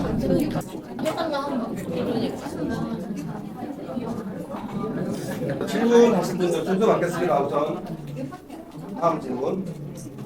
다른 분 질문하실 분. 두 번째 질문. 세 분까지만 받을게요. 일단 세 분까지 받고 나머지 투표할게요. 세 번째 질문입니다. 일단 질문 첫 번째 먼저 질문 받을까요? 설명하시고 하시겠습니까? 설명하시고 첫 번째 질문. 실습일지 제보는 같이 하면 안 되나요? 제본 관련돼 가지고는 제가 뭐 제본 하는데 많이 알고 있으니까 다른 데도 알고 있으니까 그때 다시 안내 말씀드릴게요. 각종 관련된 제본이라든가 학습일지 쓸 때 그거는 4학년 때니까 그거 관련돼서 4학년 되면은 제가 준비하고 있다가 물어보고 좋은 제본사가 있으면은 그때 다시 안내 드릴게요. 제본하는 건 별로 어려운 건 아니니까 보는 거는 다시 안내 드리겠습니다. 다음. 실습비는 기간마다 달라요. 기간마다 다른데 10만 원, 15만 원, 20만 원 이 정도입니다. 아마 20만 원 넘지는 않을 거예요. 저는 20만 원 주고 20만 원 주고 그 다음에 33만 원까지 있어요. 33만 원? 네, 33만 원 나왔습니다. 됐습니까? 어디였습니까?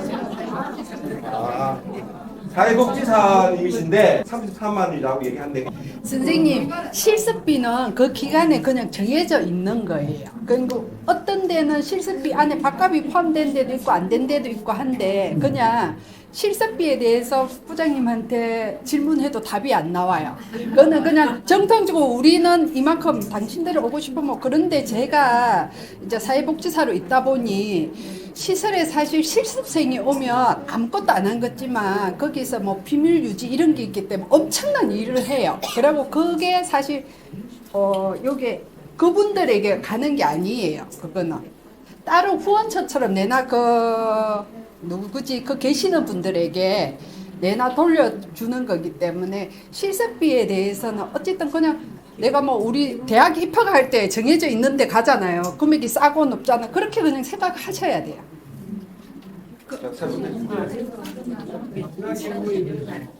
그 실습 신청하는 기간이 있을까요? 있습니다. 기간을 언제 하반기에 그거 잠시 후에 제가 설명드리겠습니다. 급하셨네. 자, 다음 혹시 질문 있으신가요? 다음 질문에 한 번 더 받겠습니다. 저희가 실습 시간이 정해져 있잖아요. 정해져 있는데 괜히 나도. 주간별로 나가는 경우는 아침에 9시부터 바로 그냥 작업을 하루 종일로 20일까지 해야 된다. 이런 게 나와 있는 건데 노인복지기관이나 아까 아동말까지 하는 이런 것도 이게 딱 정해서 그 160시간을 한 달 안에 하는지 뭐 아니면 2달 안에 하는지 이런 게 이렇게 뭐 하루에 할 수 있는 최대한의 시간이 정해져 있나요? 그것도 잠시 후에 다 설명드릴게요. 그러면은 다음 질문은 설명 듣고 그 다음 질문 하겠습니다.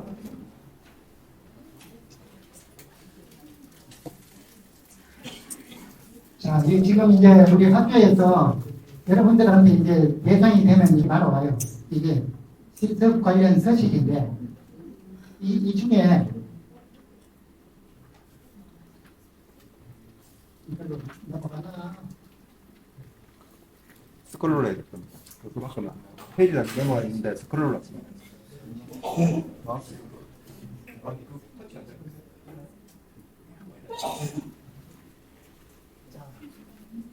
맨 먼저 나온 게 실습 제본 표지고 표지 요거요. 근데 여러분 제본할 때 내가 작성한 거 안에 보면은 여기 있어요. 여기 표지인데 표지하고 내용하고 이렇게 가져가시면은 업체에서 여기에 앞뒤로 인종이 한 장 넣고 그 다음에 표지 붙여가지고 이렇게 만들어줍니다. 그러니까 내가 이것까지 다 만든 거 아니에요. 그 다음에 이제 두 번째 개인정보 수집 및 이용 동의서가 있고 실습 신청서 쭉 있는데 요 지금 보시면 이건 나중에 나오기 때문에 사진 찍을 필요도 없어요. 사진 찍을 필요 없고 여러분들 앞으로 다 나갈 거예요. 이 양식 그대로 가요. 왜냐하면 이 양식 여기에서 작성을 해야 되기 때문에 이 양식이 아니면은 안 되거든. 단 종결평가랑 중간평가 이런 것만 기관의 양식이 있으면 쓰라고 됩니다. 그래서 이렇게 해서 요까지가 학생용이고 학생용. 그 다음에 요거는 실습 기관용, 실습 확인서하고 실습 평가서. 이게 여러분들이 성적이 실습 평가서. 그 다음에 실습 지도교수 평가서도 이거는 교수님 거니까 여러분들이 이제 세미나 할 때 교수님 거. 이거는 우리 학과의 교수님 아니고 세미나 교수님 몫이고. 그 다음에 요거는 기관 방문 지도 요것도 지도교수 거고. 그 다음에 사회복지 현장 실습 일정 변경 신청서 요거는 여러분들이 기관에 가셔가지고 내가 실습을 했는데 하다 보니까 내가 몸이 아파 아니면 집안에 무슨 일이 생겼어 이럴 때 처음에 신청한 대로 못하잖아요. 이제 그 질문 답이다. 그래서 이럴 때 못할 때 일정 변경 신청서를 해가지고 기관에 제출해서 받아가지고 학교에 제출해야 돼. 그게 번거로워요. 상당히 번거로운데. 그래서 이렇게 하실 때는, 실습하실 때는, 예를 들면 하루 8시간 하면은 20일이면 끝나잖아요. 20일이면 끝나는데, 저 같은 경우는 이틀 여유를 줬어요. 이틀 여유를, 예를 들면 1월 2일부터 시작해서 1월 31일로 끝나는 걸로 했다. 그러니까 그럼 이틀이 어떻게 할 거냐. 내가 정상적으로 1번부터 끝으로 해가지고 29일 날 끝났어요. 끝났는데 이틀이 남잖아. 안 맞잖아요. 종결일자는 꼭 맞춰야 돼요. 종결일자는 꼭 맞춰야 되기 때문에 그래서 우리는 29일까지 쭉 가서 일을 하고 실습을 하고 이틀 마지막 날 되는 날 31일을 29일 날 날짜를 실습 31일로 맞춰. 그 기관에 얘기하면은 그 양해를 포함 다 해줘요. 그렇게 해서 내가 만약에 몸이 아프거나 특히 이제 겨울이다 보니까 눈이 와가지고 출근 못할 수도 있어요. 그런 경우 대비해서 한 2, 3일 여유를 두고 그 날짜를 정하시면 돼요. 그렇게 하시고. 근데 하루 8시간이잖아요. 8시간 안에 휴게 시간 1시간은 꼭 포함돼야죠. 그래서 실제로 6시에 끝나잖아요. 6시에 끝나면 우리가 9시부터 해서 6시에 끝나면 중간에 점심시간 1시간이 들어가요. 그러면 6시에 끝나는 걸로 기록을 해요. 내가 이런 시간만 하면은 안 되는 거죠. 예, 1시간이 꼭 포함돼야 된다. 이 전체는 8시간 하면 9시간이 돼요. 그 다음에 4시간 하는 분이 있어요. 주말 야간 하시는 분 4시간 하죠. 4시간 하시는 분은 휴게 시간 30분이 포함돼요. 그렇게 해서 그 일지를 작성하시고 하셔야 돼요. 자, 거기에 대한 답변은 됐죠? 그러면은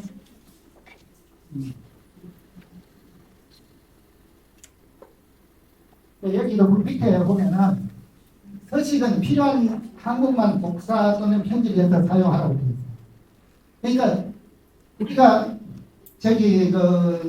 사용할 때는 이런 거 다 지워야 해요. 이런 기호 빨간색으로 되어 있는 거라든지 뭐 이런 것들은 다 지워야 돼요. 위에 올라가면은 밑에 내려오고. 여기 제가 이제 다 지워놓은 거기 때문에. 근데 위에 뭐 무슨 서식 뭐 1번, 2번 이런 거 다 지워있어요.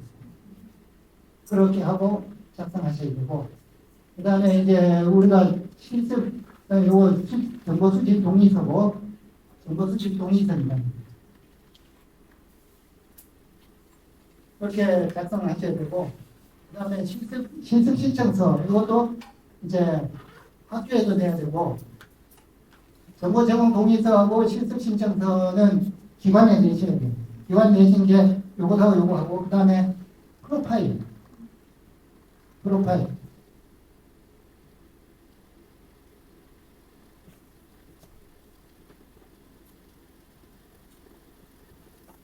실습생 프로파일이 있어요. 여기에 보면은 이제 자기 그 인적사항하고 그 다음에 이수 전공 과목이 여기 표시되는데 여기에 12과목이 표시가 돼요. 12과목이 내가 이수 완료하고 현재 이수 중인 거예요. 이렇게 표시돼요. 그래서 이것하고 그다음에 프로파일에 보면은 자기 경력이 나옵니다. 경력. 그래서 어디에서 어떤 것을 했고 여기에는 취업이라든지 실습, 봉사라든지 이렇게 포함이 되는 거예요. 저는 봉사는 많이 안 했죠. 봉사는 많이 못했어요.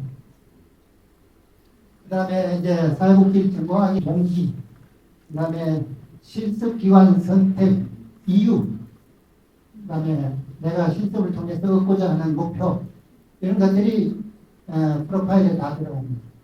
그리고 자기의 강점과 약점, 이런 것도 기술을 하셔야 됩니다. 그 다음에 이제 실습기관이나 지도자의 뭐 교수를 바라는 또 기록, 이렇게 하면 이제 프로파일이 완성이 되는 거예요.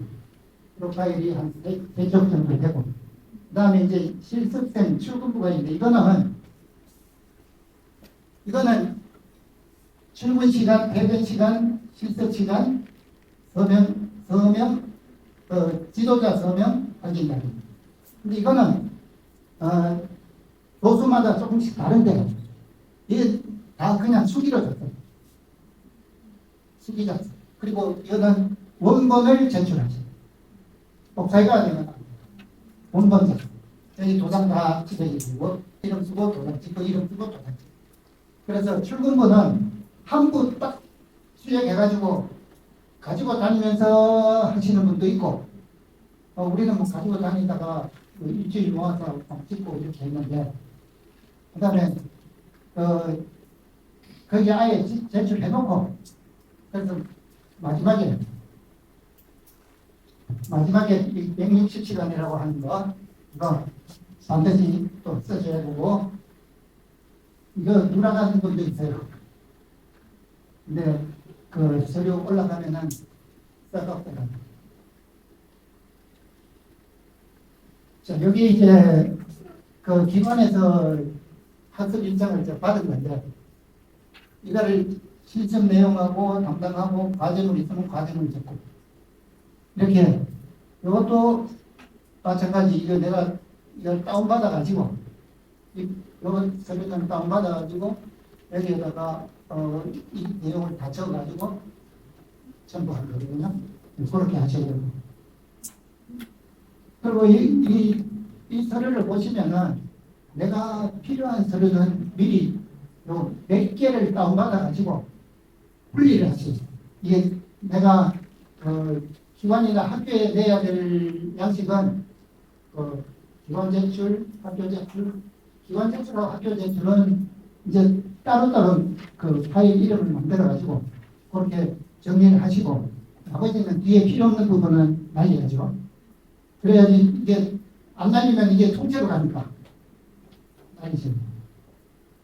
그 다음에 이제 마찬가지 기관에 주는 것도, 기관에 우리가 실습 확인서라든지, 그 다음에 그 최종 평가서, 실습 평가서, 이런 것들도 기관에서 이제 작성을 이렇게 타이핑을 해야 되기 때문에, 아까 출근부 그걸 제외하고는 모든 것은 타이핑이에요.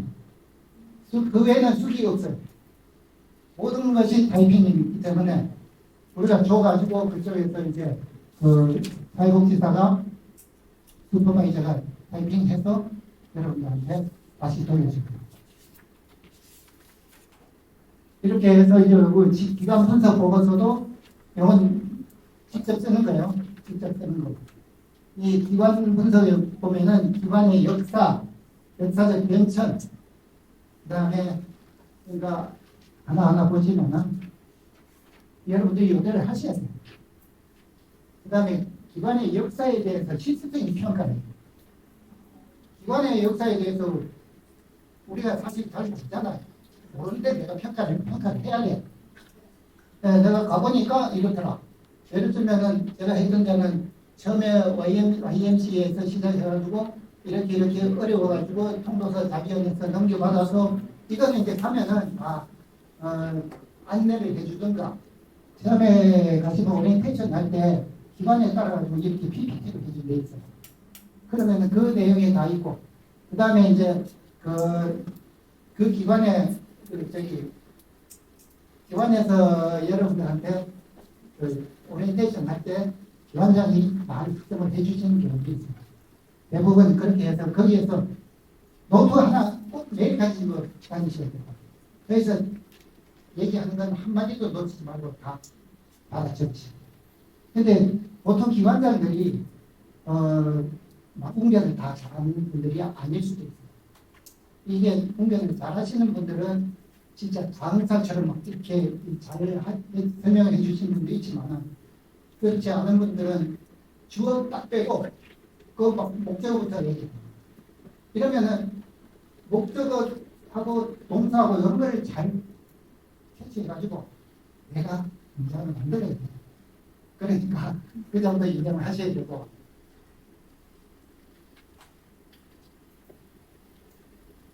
그 다음에 이제 이 기관의 주요 사업이라든지 프로그램에 대해서도 여러분들이 가시면은 다 설명 듣고 알아야 되고 그 다음에 리플릿 있잖아요.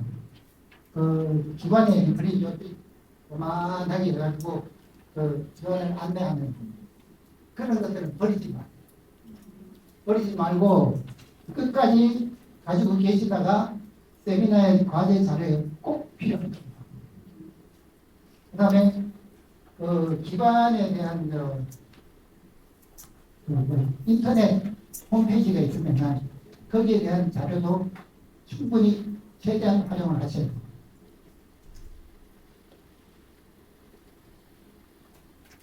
그 다음에 이제 각 기관의 서비스 전달 체계를 이렇게 도식으로 이렇게 나타내 주는 것도 하나의 방법이고,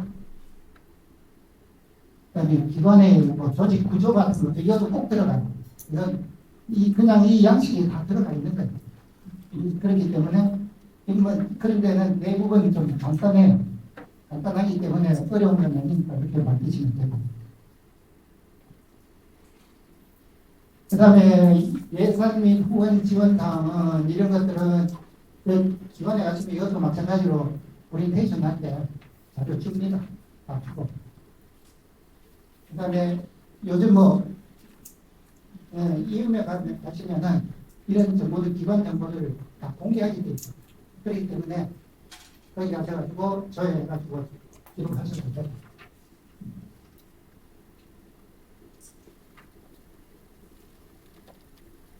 이렇게 해서 이제 기관 현황 분석을 쭉 하신 다음에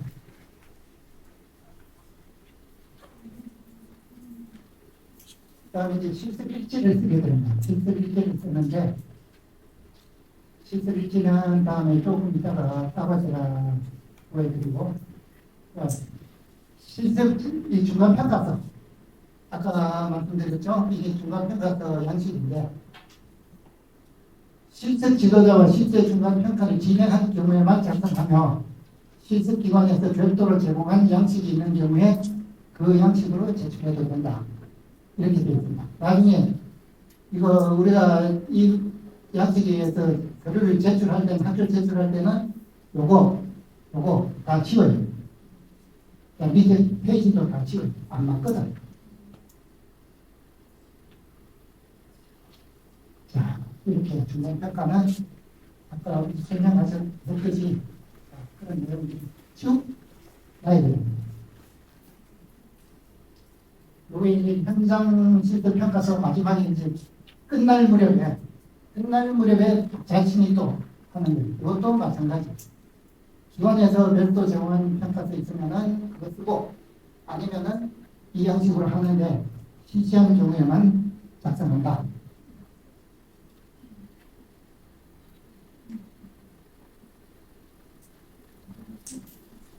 자, 이렇게 되고 우리 실습 정리보고서 이거는 누구나 다 해야 됩니다.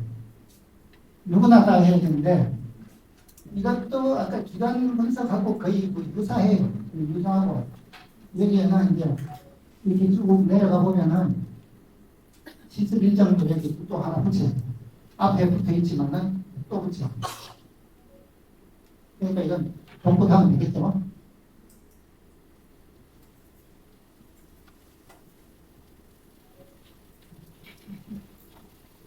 여기 이제 세미나 하기 전에 세미나 해가지고 그 PPT 만들면은 PPT만 넣으면 되는 게 아니고 PPT 앞에 이걸 하나 붙여놔야 돼요.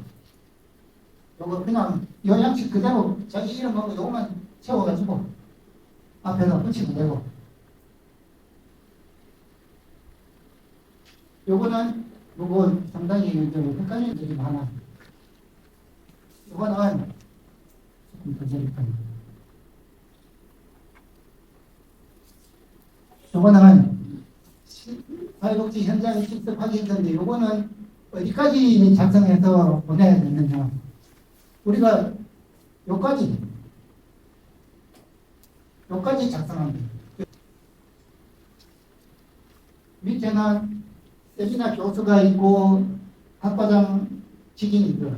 그러니까 우리는 여기까지만 작성해가지고 타이핑 쳐가지고 이것도 마찬가지 파일체로 그 기관에 줘야 돼요. 그럼 기관에서는 나머지 이제 자기는 직인 찍어야 되겠죠. 날짜 좀 직인 찍고 이렇게 해서 이것을 몇 부를 주냐면 2부를 줍니다. 2부를 주는데 학교에 나중에 2부를 낼 거거든요.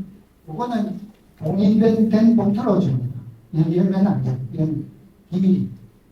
그래서 봉인된 봉투 그대로 실습 평가서하고 같이 주는데 이거는 봉인하면 되지 않으면 그대로 학교에 제출합니다. 제출하는데 여기에서 학교에 제출하면은 학교에서 한 분 가고 한 분은 나중에 우리 학과장님 직인 찍어가지고 여러분들한테 돌려줘요. 집 주소로 옵니다. 오면은 그러면 이걸 가지고 사회복지사협회 찾아가셔가지고 접수를 하면은 한 달 이후 한 달 정도 되고 그러면은 집으로 자격증입니다. 저도 안 받아요.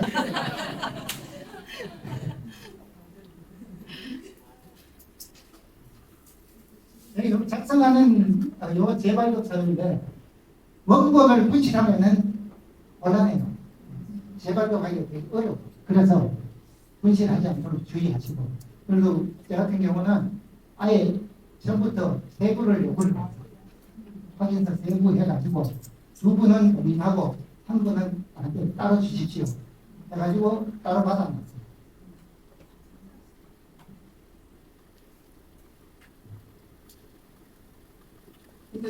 작성하는 방법은 여기 다 있어요.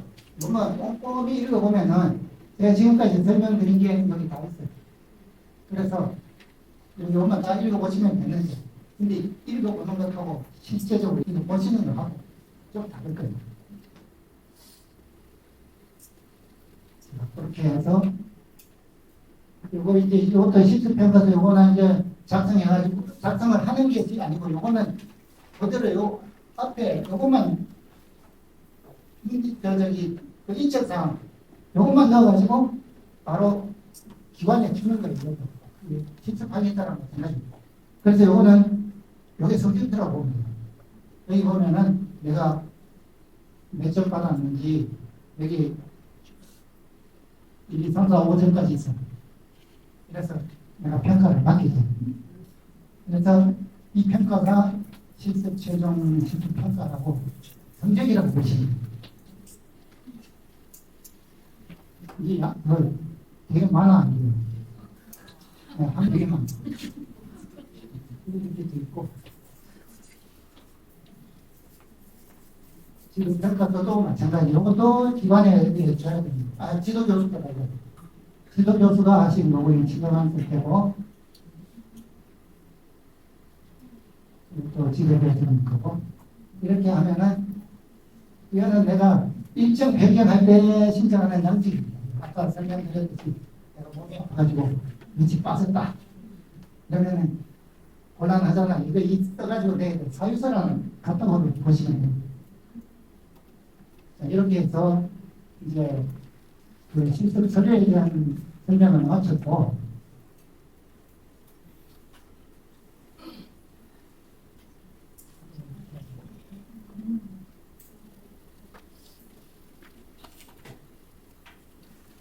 이제 실습 세미나 그 PPT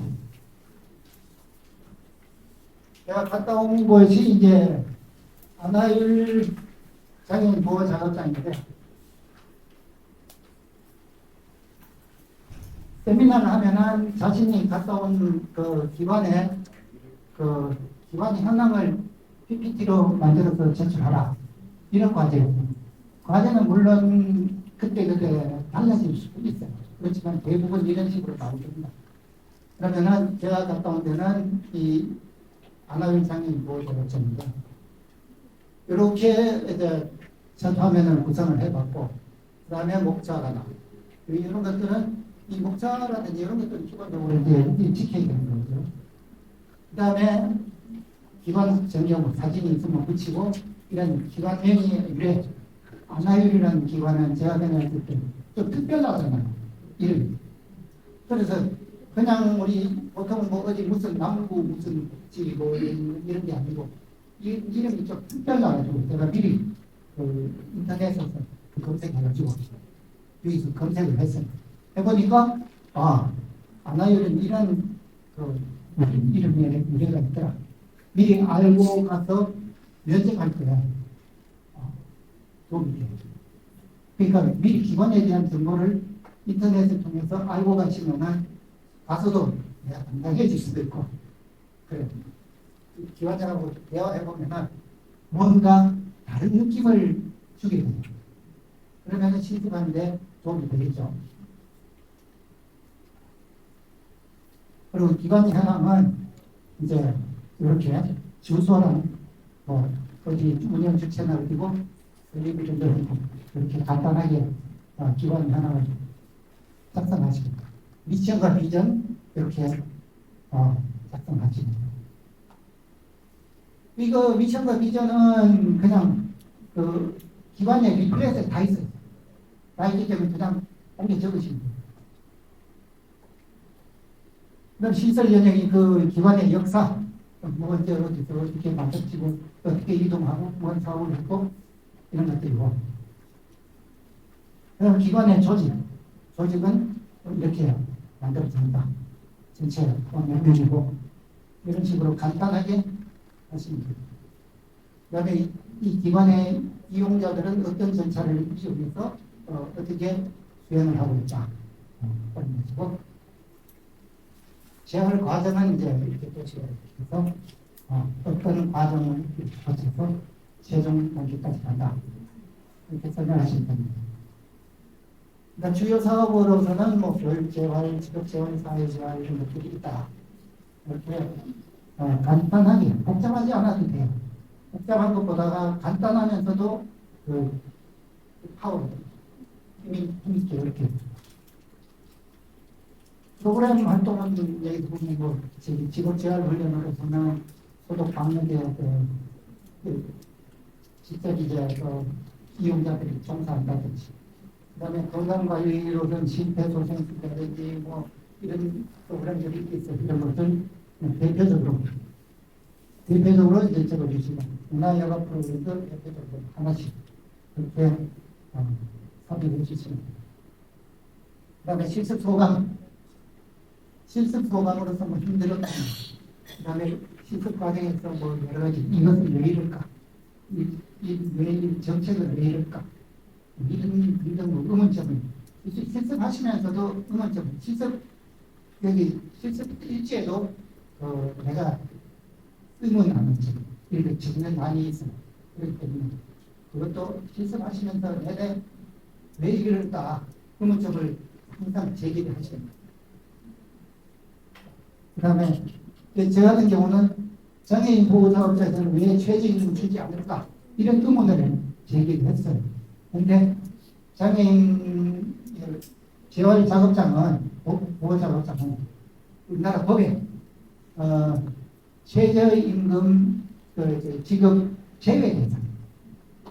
왜냐면 이 사람들이 정상인처럼 비장애인처럼 이렇게 일을 할 수가 없잖아요.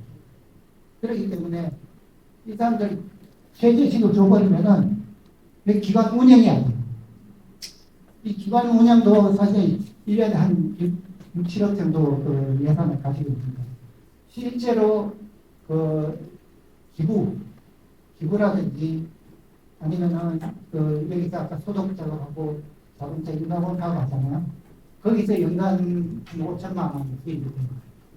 그거 하고 이제 지자체에서 나오는 거 하고 지자체에서 1,400밖에 안 나와요. 그러니 굉장히 예산이 부족합니다. 그때 최저임금 다 줬거든요. 운영이 자체가 안 되죠. 그 다음에 이제 자신이 이제 실습 소감 이렇게 간단히 적으면은 되겠습니다.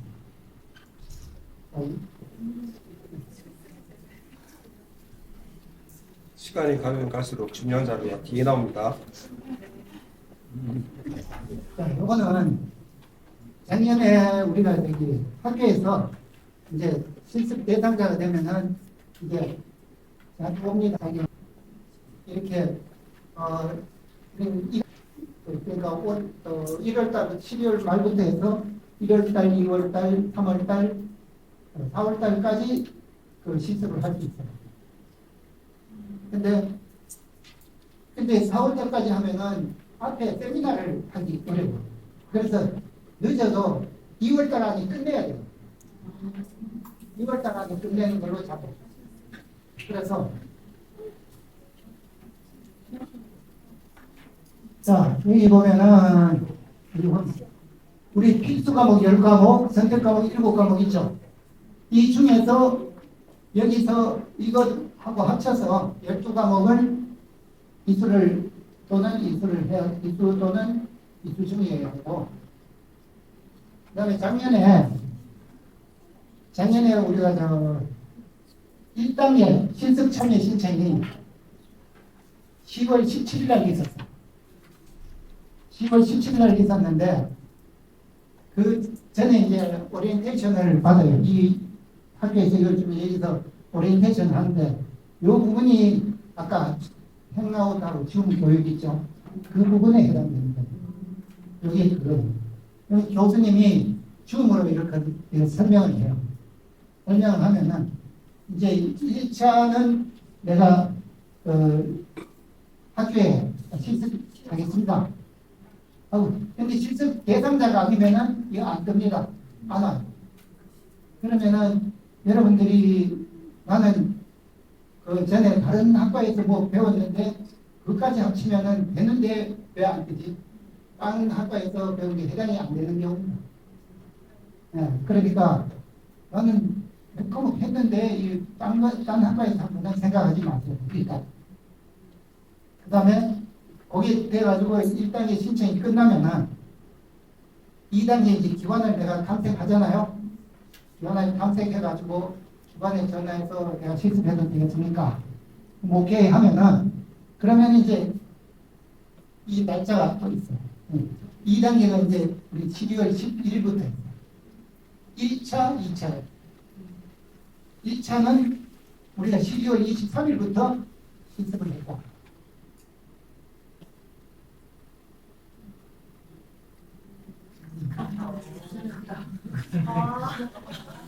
그 다음에 2차는 1월 15일부터 접근을 합니다. 그래서 1차에 못하신 분은 2차에 하시면 되고. 그래서 여기에서 이제 실습기관 섭외를 해가지고 신청을 했다. 그러면은 이제 학교에서 이제 실습 서류 내라고 얘기했다. 그때 여러분들이 아까 그 정보 제공 동의서, 그다음에 제공 동의서, 그다음에 실습 신청서, 실습생 프로파일 이렇게 해가지고 학교에다가 요거는 실습 교수님한테 그 온라인 그때 실습 교수님 여기 그 온라인 저기 그 이메일 다 여러분들한테 제공해 주니까 그들이 이제 접수하시면 되고, 그다음에 그게 끝나고 나면 이제 12월 5일 날 단결 별도 이제 오리엔테이션과 이제 공지를 하게 됩니다. 하게 되면은 이제 오리엔테이션 받고 학교가 이제 제출한 서류를 보고 이제 학교에서 승인하고 이제 그 기관에서 통보가 납니다.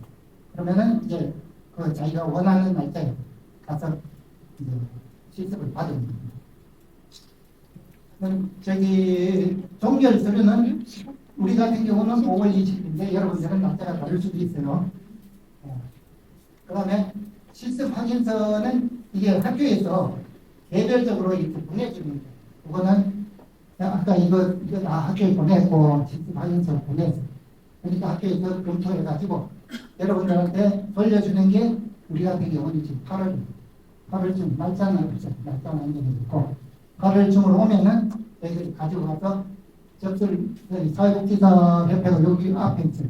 여러분 요 왕콩 알죠? 왕콩 맞은편.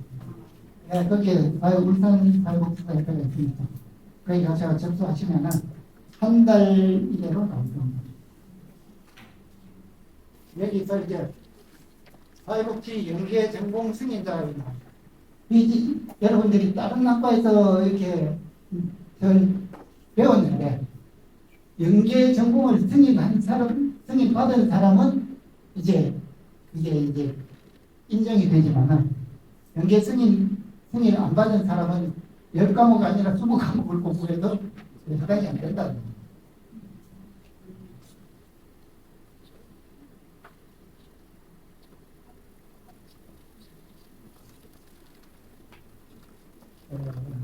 이거는 사회복지 현장 실습 교감을 내년에 1학기 때 할 수 있는 거.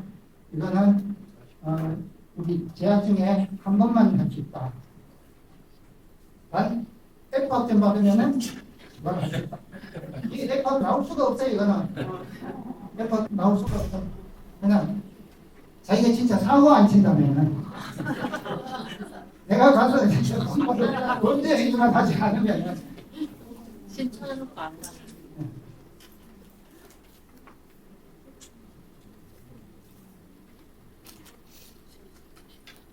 자, 이거는 여기서 아까 사회복지사 협회 그 홈페이지 메인 화면인데 여기로 들어가시면은 사회복지 현장 실시 기관 성적 현황이 여기 나옵니다. 여기 들어가셔가지고 보면은 어느 업체가 어디 있고 사회복지사가 4명, 그다음에 거기에 저게 있어요. 실습비 얼마? 그다음에 실습비에는 아까 노 부회장님 말씀하셨듯이 점심값이 포함되어 있는 경우도 있고 안 되어 있는 경우도 있어요. 저 같은 경우는 20만 내고 바깥 5만 원 따로 냈는데 바깥 5만 원이 사실 싼 거죠. 여기 가면은 실습기관 모집 게시판이 있는데 사실 여기 가면은 모집 게시판에 올려놓는 업체는 한두 개밖에 없어요. 그러니까 여기서는 업체 등록되어 있는 업체가 어딘가 하는 것만 불러가지고 여러분들 입맛에 맞게 엑셀로 작성되어 있으니까 여러분들 입맛에 맞게 편집해가지고 보시면 됩니다. 그 다음에 1단계 실습 참여 그 화면이 우리 학교에서 예산이 되면은 대상이 되면은 이렇게 실습을 하됩니다. 그러면은 자기가 어느 대학 뭐 나과 여기서 이제 참여 신청을 하셔야 하시면은 교수님한테 이제 그래서 1차 저희 접수를 하고 나면은 신청 접수를 하고 나면은 이렇게 저기 우리 실습생 그 해당되는 사람들은 여기 실습 지도라는 요런 메뉴가 하나 뜹니다. 그러면은 저리로 들어가셔가지고 다양한 이제 정보, 공지사항, 교수님의 공지사항, 정보 이런 것들을 여기서 확인하실 수 있고 여기서 이곳을 자주 이용하셔야 됩니다.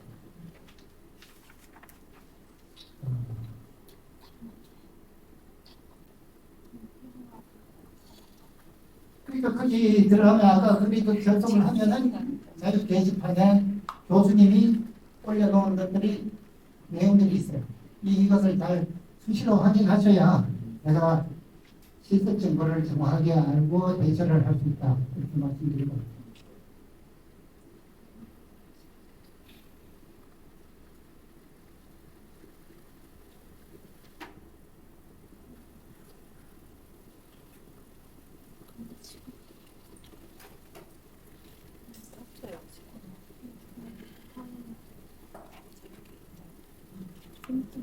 이 단계에서는 아까 1단계에 실습하겠습니다 하고 신청했고 2단계에서는 실습 기관을 신청합니다.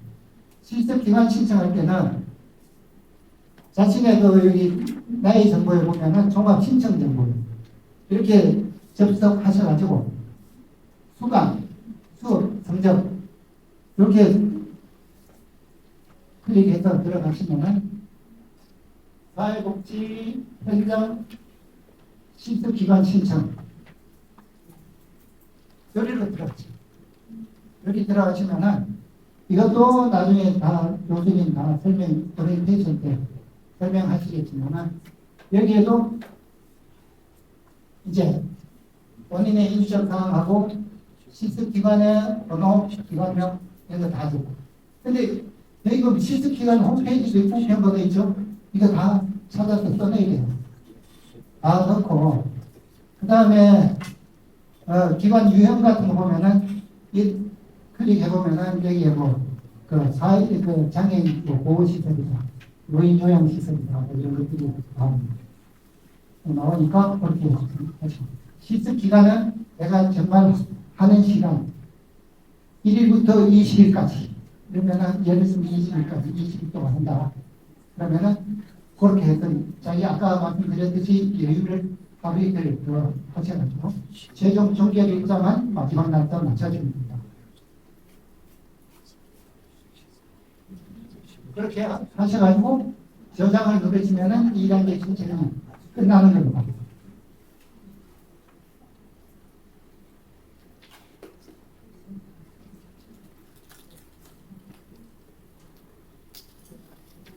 자, 2단계 신청을 하고 나면은 우리 이제 자신의 홈페이지에 이게 나와요. 신청 승인 상태가 나와요. 이게 안 돼 있으면은 문제가 있는 거예요. 그래서 그 실습 교수님한테 문의를 하든지 학교에 문의를 하셔가지고 이 승인 상태를 확인하시 2차 기관 신청하고 난 다음에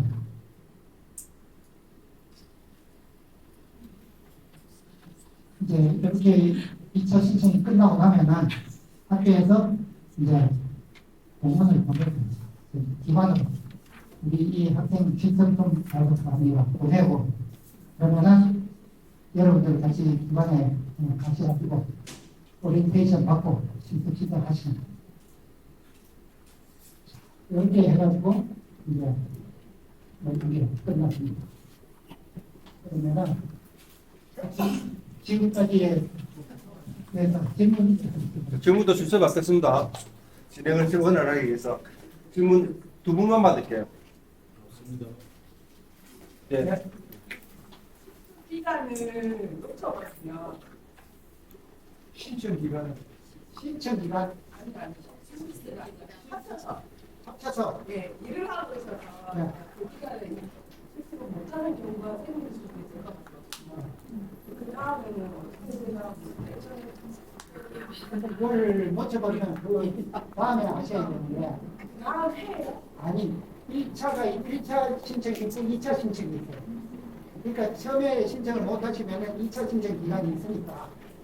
근데 실습 신청은 똑같이 하셔야 돼요. 그건 1차 이상 없어요. 실습 신청은 거기까지 못하고 넘어가 버리면 어떻게 되는 거예요? 그러면은 다음에 하셔야 돼요. 다음에 넘어가는데 그거는 학교 내가 신청해놓고 못하면은 학교에 이래 해서 아까 그 변경 신청이죠. 그걸 내야 돼. 5월달 안에 명령 시간을 채워야 되는데 못 채웠을 2월 안으로 하시는 거예요. 2월 안으로 하시는 게 좋아. 만약에 물론 그 끝나기 전에 세미나 끝나기 전에 하면 좋겠지만은 일단 세미나를 들어가기 시작하면은 모두가 이 PPT를 만들어야 돼요. 그러니까 PPT에서 자신 있는 사람들은 여유가 있겠지만은 좀 자신 없는 사람들은 여유를 가지셔야 돼요. 문제가 되느냐 기간이 지났는데 만약에 명령 기간이 못 채우고 못 채웠을 경우에 100시간밖에 못 채웠다 60시간을 그게 나중에 채우고 100시간을 인정을 해두고 그 다음에 거기서 인정을 받으려면은 변경 신청을 하셔야 됩니다. 마지막 양식에 보면은 변경 신청 있잖아요. 그것을 학교하고 구간에다가 제출해요. 그래서 승인을 얻어야 돼요. 승인 못 얻으면은 지금까지 한 게 물거품. 그렇기 때문에 사실 이 실습은 아주 어떻게 보면은 쉬운 것 같지만 한 번 놓치면은 꽝이 나. 안 하다가. 그렇기 때문에 세미나도 한 번 빠지면은 안 돼요. 세미나 3번 하는데 한 번이라도 빠지면은 다음 질문. 실습 조건은 본인이 선택을 하는 거예요? 아니면 학교에서 이렇게 안내해 본인이 그렇게 합니다. 가서 실습 네, 1차 신청할 때 1차 신청은 본인이 내가 실습하겠다는 신청이고 그다음에 2차 기관 신청은 내가 어떤 기관에서 실습하겠다 하는 걸 신청하는 거고 그다음에 그 신청까지 끝났으면은 기관하고 날짜를 조율하는 거예요. 그건 학교를 찾아가서 A, B, C 기간을 자기가 찾는 거예요. 그렇죠. 학교 그렇죠. 제도죠. 네. 학교하고 실습 기간하고는 상관없고 실습 기간하고는 상관없고 오로지 나하고 실습 기관하고 그렇게 조율해요. 또 질문 있습니까? 그러면 모집을 할 때 그 학생은 한 명 정도인가 아니면 우리 팀을 팀을 갈 수도 있고 아니면 아예 혼자 아니면 같이 여러 사람끼리 팀을 갈 수도 있고 그런 경우도 있습니다. 네, 거기에 대해서 답변드립니다. 혼자 가느냐, 둘이 가느냐, 몇 명 가느냐, 그거는 자유예요. 그거는 자유인데, 단 기관에서 우리가 4명이 지원을 해요. 기관의 여유가 2명밖에 없어. 그 2명밖에 못 받는 거예요. 기관의 형편에 따라 달라지는 거지. 내가 몇 명 데리고 가겠다, 그건 부대주고. 참고로 작년에 우리 선배들이 기관을 자기네들이 아주 확보를 해놨어요. 어디 가서 이 기관, 저 기관 이렇게 확보를 해가지고 여기에는 내가 책임지고 몇 명 하겠다. 이렇게 해놓으니까 거기에 그 사람을 통하지 않고는 거기 못 가. 이런 현상입니다. 근데 우리는 그런 거 하나도 없어요. 우리 지금 4학년들은 확보에는 기관이 없어. 여러분들이 알아서 전화하고 쉽게. 나는 전화를 해보면 여기 인원 찾는데 자기는 나중에 다른 사람이 나한테 전화가 이 기관 안 갈래? 그런 거예요. 내가 거기 전화해봤더니 인원 찾다는 이런 현상입니다. 그래서 우리 지금 4학년들은 기관 미리 섭외해놓은 기관 하나도 없습니다. 여러분들은 스스로 이제 찾아가기 쉽게 해요. 미리 확보해놔 버리면 내가 여러분들을 섭외를 해요.